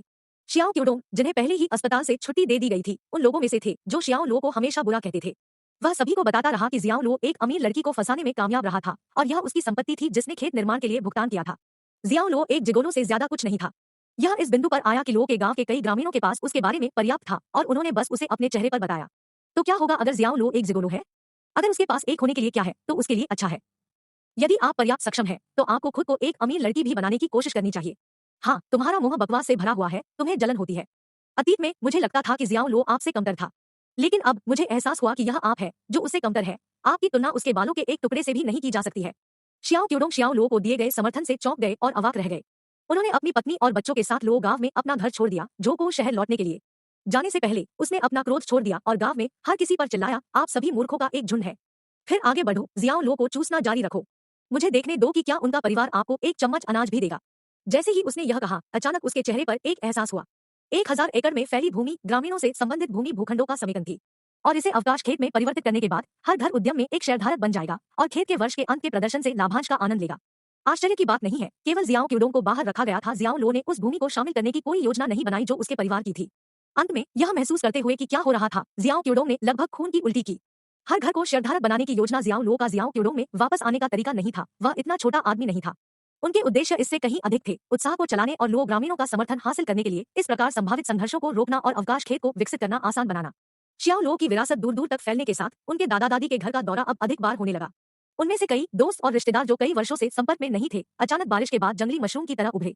इसने निश्चित रूप से एक पुरानी कहावत को विश्वसनीयता दी, जब आप गरीब होते हैं, भले ही आप भीड़ भरे शहर में रहते हो, आप अकेले होंगे। लेकिन जब आप अमीर होते हैं, भले ही आप निर्जन पहाड़ों में रहते हो, सबसे दूर के रिश्तेदार आपके पास आएंगे। जियाओ लो के चाचा, जिन्होंने एक बार उनकी उपस्थिति में अपने पिता को अपमानित किया था, एक दिन उनसे मिलने के लिए भी दिखाई दिए। वह अपने बेटे हुआ जियाओ रोंग के साथ आया और वे कुछ बढ़िया शराब और अन्य उपहार लाए।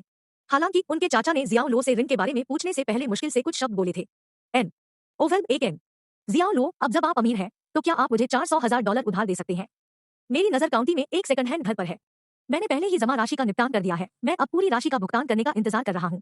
उनके चाचा हुआ डेक्सिंग ने बड़े उत्साह के साथ बात की, क्योंकि उन्होंने अपने भतीजे को ऋण देने के लिए मजबूर करने की कोशिश की। उनके चचेरे भाई हुआ जियाओ रोंग अपने पैरों को पार करके सोफे पर वापस झुक गए, ऐसा अभिनय कर रहे थे जैसे वह अपने घर में थे। उसकी बदलती आंखें जी सीन के लिए क्षणभंगुर रूप से घूम रही थी, जो जियाओ लो के बगल में शान से बैठे थे। अध्याय 310 ताली। अध्याय 310। हुआ डेक्सिंग नीले रंग की शर्ट में अपने बालों को बड़े करीने से कंघी किए हुए थे और वह एक आकर्षक आदमी लग रहा था। उसकी आंखों के कोने पर झुर्रियां और सफेद बालों की लकीरें थी जो उसकी उम्र बताती थी। उनके बेटे हुआ जियाओ रोंग अधिक आकस्मिक कपड़े पहने हुए थे, थोड़ा स्लोवेन लग रहे थे और उन्होंने खुद को एक प्लेबॉय की हवा के साथ ले लिया। जिस क्षण जियाओ डेक्सिंग ने ऋण का उल्लेख किया, हुआ हेंग ने खेत से वापस आने के बाद घर में कदम रखा। वह ऐसा लग रहा था जैसे वह खेत में काम कर रही थी और यहाँ तक कि उसके कपड़ों पर कुछ कीचड़ भी था। भाई डेक्सिंग, जियाओ रोंग। हुआ हेंग ने हुआ डेक्सिंग और हुआ शियाओ रोंग का गर्मजोशी से स्वागत किया। अरे, तुम अकेले क्यों आए हो? जीवान कहाँ है? हुआ डेक्सिंग ने पूछा। अभी खेत पर काम करने वाले लोगों का एक समूह है, वह उन पर नजर रखने के लिए वहां रहना चाहता है ताकि वे कोनों को न काटे। तो मैं अकेले वापस आ गया, हुआ हेंग ने मुस्कुराते हुए जवाब दिया। हुआ डेक्सिंग ने हंसते हुए कहा, क्या वह अभी भी मुझसे नफरत करता है? नहीं नहीं, जीवान को आपके खिलाफ शिकायत क्यों रखनी चाहिए? हुआ हेंग ने जवाब दिया। हाँ हाँ आंटी, आप बहुत पाखंडी है। चाचा निश्चित रूप से मेरे पिता से नफरत करते हैं, क्योंकि उन्होंने पहले उन्हें पैसे उधार नहीं दिए थे। क्या आपने कहा था कि वह वहां रहना चाहते हैं और कर्मकारों को देखना चाहते हैं? ऐसा नहीं है कि चाचा निर्माण के बारे में कुछ भी जानते हैं। मैं आपको गारंटी दे सकता हूँ कि भले ही वे कोनों को काट रहे हों, चाचा को इसका एहसास नहीं होगा, हुआ जियाओ रोंग ने कहा। फिर उसने मेज से एक केला लिया, उसे छील दिया और इसे बड़े काटने में खाना शुरू कर दिया। हुआ हेंग ने उसे घूर कर देखा। आप किस बकवास के बारे में बात कर रहे हैं, जियाओ रोंग? तुम्हारे चाचा इस समय सिर्फ बंधे हुए हैं। कोई फर्क नहीं पड़ता कि उसके पति के साथ पहले कैसा व्यवहार किया गया था, तथ्य यह था कि वे एक परिवार थे और यह नहीं बदलेगा। हुआ डेक्सिंग ने हुआ जियाओ रोंग को देखा और उसे फटकार लगाई, बस चुप रहो और अपना केला चलो। आप लगभग 30 वर्ष के हैं, लेकिन आप अभी भी अपने मस्तिष्क का उपयोग किए बिना बात करते हैं। वह मुस्कुराते हुए हुआ हेंग की ओर मुड़ा और कहा, हेंग, आप और मैं भाई बहन हैं, इसलिए मैं सिर्फ आपके साथ सीधा रहूंगा। वास्तव में मैं यहाँ कुछ पैसे उधार लेने के लिए हूँ। पैसे उधार लें? हुआ हेंग ने जियाओ लो पर नजर डाली, उसकी अभिव्यक्ति बदल गई क्योंकि उसने पूछा, आप कितना उधार लेना चाहते हैं? पब फ्यूचर द्वारा विज्ञापन? ज्यादा नहीं। जियाओ लो के लिए बाल्टी में एक बूंद होनी चाहिए। सिर्फ $400,000, बस इतना ही, हुआ डेक्सिंग ने जवाब दिया, अपनी चाय की एक चुस्की लेते हुए फिर मुस्कुराते हुए। $400,000? हुआ हेंग ने निकल लिया और फूट फूट कर सोचने लगा, अगर 400,000 को ज्यादा नहीं माना जाता था तो क्या था? वह ऋण की हल्की कीमत बना रहा था। हुआ डेक्सिंग ने लापरवाही से बात की और अपनी आंखों को थोड़ा सा झुका लिया, एक दयालु रूप दिया। मुझे काउंटी में इस सेकंड हैंड घर पर मेरी नजरें मिली, जो मैंने अपने कनेक्शन के माध्यम से पाया। यह दक्षिण की ओर मुख करते हुए उत्तर में बैठता है और मास्टर बेडरूम में बालकनी एक नदी का सामना करती है। यह एक 100 वर्ग मीटर का घर है और केवल $600,000 की लागत है। मैंने पहले ही $50,000 की जमा राशि का भुगतान कर दिया है और मुझे 3 दिनों के भीतर शेष राशि का भुगतान करना है, इसलिए मुझे सिर्फ $400,000 की कमी है। भाई, ये $400,000 बहुत है। हम हुआ हेंग ने अपने चेहरे पर एक परेशान भाव के साथ कहा। क्या $400,000 बहुत है? मैंने पहले ही सब कुछ सुना है और यह कि अब आप जो अवकाश फार्म स्थापित कर रहे हैं उसमें कुल $8 मिलियन का निवेश शामिल है, इसलिए $400,000 उसकी तुलना में सिर्फ एक महत्वहीन राशि है। हुआ डेक्सिंग ने टोका, थोड़ा उत्तेजित, और हेंग को वह पूरा करने की अनुमति नहीं दी जो वह कहने वाली थी। ऐसा इसलिए है क्योंकि हमने पहले ही $8 मिलियन का निवेश किया है कि हमारे लिए अब एक बार में $400,000 उधार देना मुश्किल होगा, उसने जवाब दिया। $400,000 उधार लेना, क्या यह बहुत ज्यादा नहीं मांग रहा था? वह जानती थी कि उसका बेटा जियाओ लो इसके लिए अच्छा था, लेकिन वह उन्हें अपनी मेहनत की कमाई क्यों उधार दे? ऐसा नहीं था कि उसके बेटे का पैसा पेड़ों पर उगता था। अरे, यह कहकर आप इसे ऐसा बना रहे हैं जैसे हमारा रिश्ता अर्थहीन है। याद रखें, मैं आपका भाई हूँ, हुआ डेक्सिंग ने कहा। आप सभी मेरे भाई हैं, लेकिन कुछ मामलों को अलग से निपटाना पड़ता है। हम चीजों को केवल उस दृष्टिकोण से नहीं देख सकते हैं। हुआ हेंग अडिग थी और अपनी बात पर अड़ी रही। बहुत हो गया। हुआ डेक्सिंग ने गुस्से में अपना हाथ हिलाया और उसकी अभिव्यक्ति एक पल में बदल गई। मैं आपसे सिर्फ एक सवाल पूछने जा रहा हूँ। क्या आप मुझे पैसे उधार देंगे या नहीं? यदि मैं 3 दिनों के भीतर शेष राशि का भुगतान नहीं कर सकता तो $50,000 की जमा राशि चली जाएगी। तो क्या आप वास्तव में इसके साथ मेरी मदद नहीं करने जा रहे हैं? नहीं। जवाब में एक दृढ़ जवाब आया जियाओ लो के मुंह से। अपने चाय के कप को नीचे रखते हुए जियाओ लो ने सीधे हुआ डेक्सिंग को देखा और कहा, अंकल, किसी भी समय हमसे मिलने के लिए आपका स्वागत है, लेकिन अगर आप पैसे उधार लेना चाहते हैं तो कृपया छोड़ दें।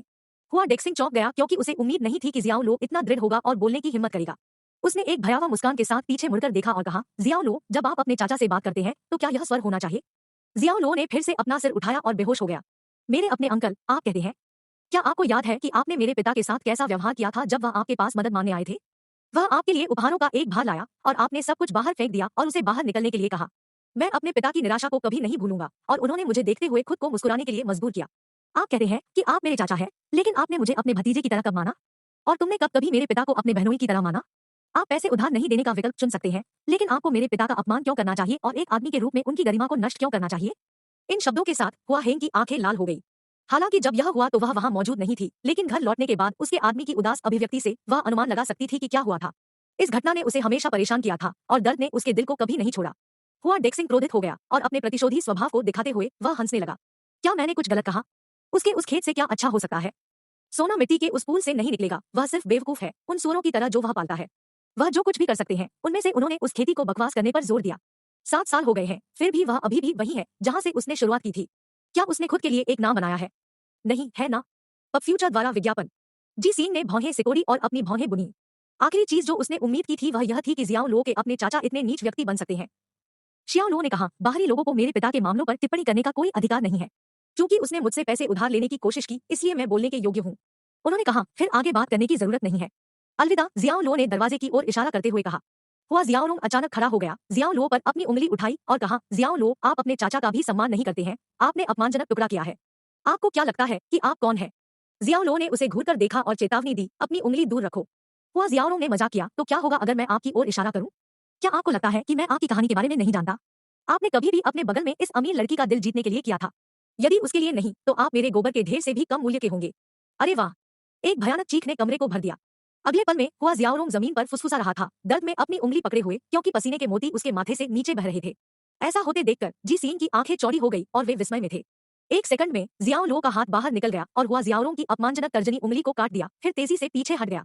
उसकी हरकतें इतनी तेज थी कि किसी ने होते नहीं देखा। जियाओ लो। हुआ डेक्सिंग ने अपने बेटे को बुलाया, फिर ऊपर देखा और जियाओ लो को देखा। तुमने क्या किया? जियाओ लो मुस्कुराया जैसे कि कुछ हुआ ही नहीं था।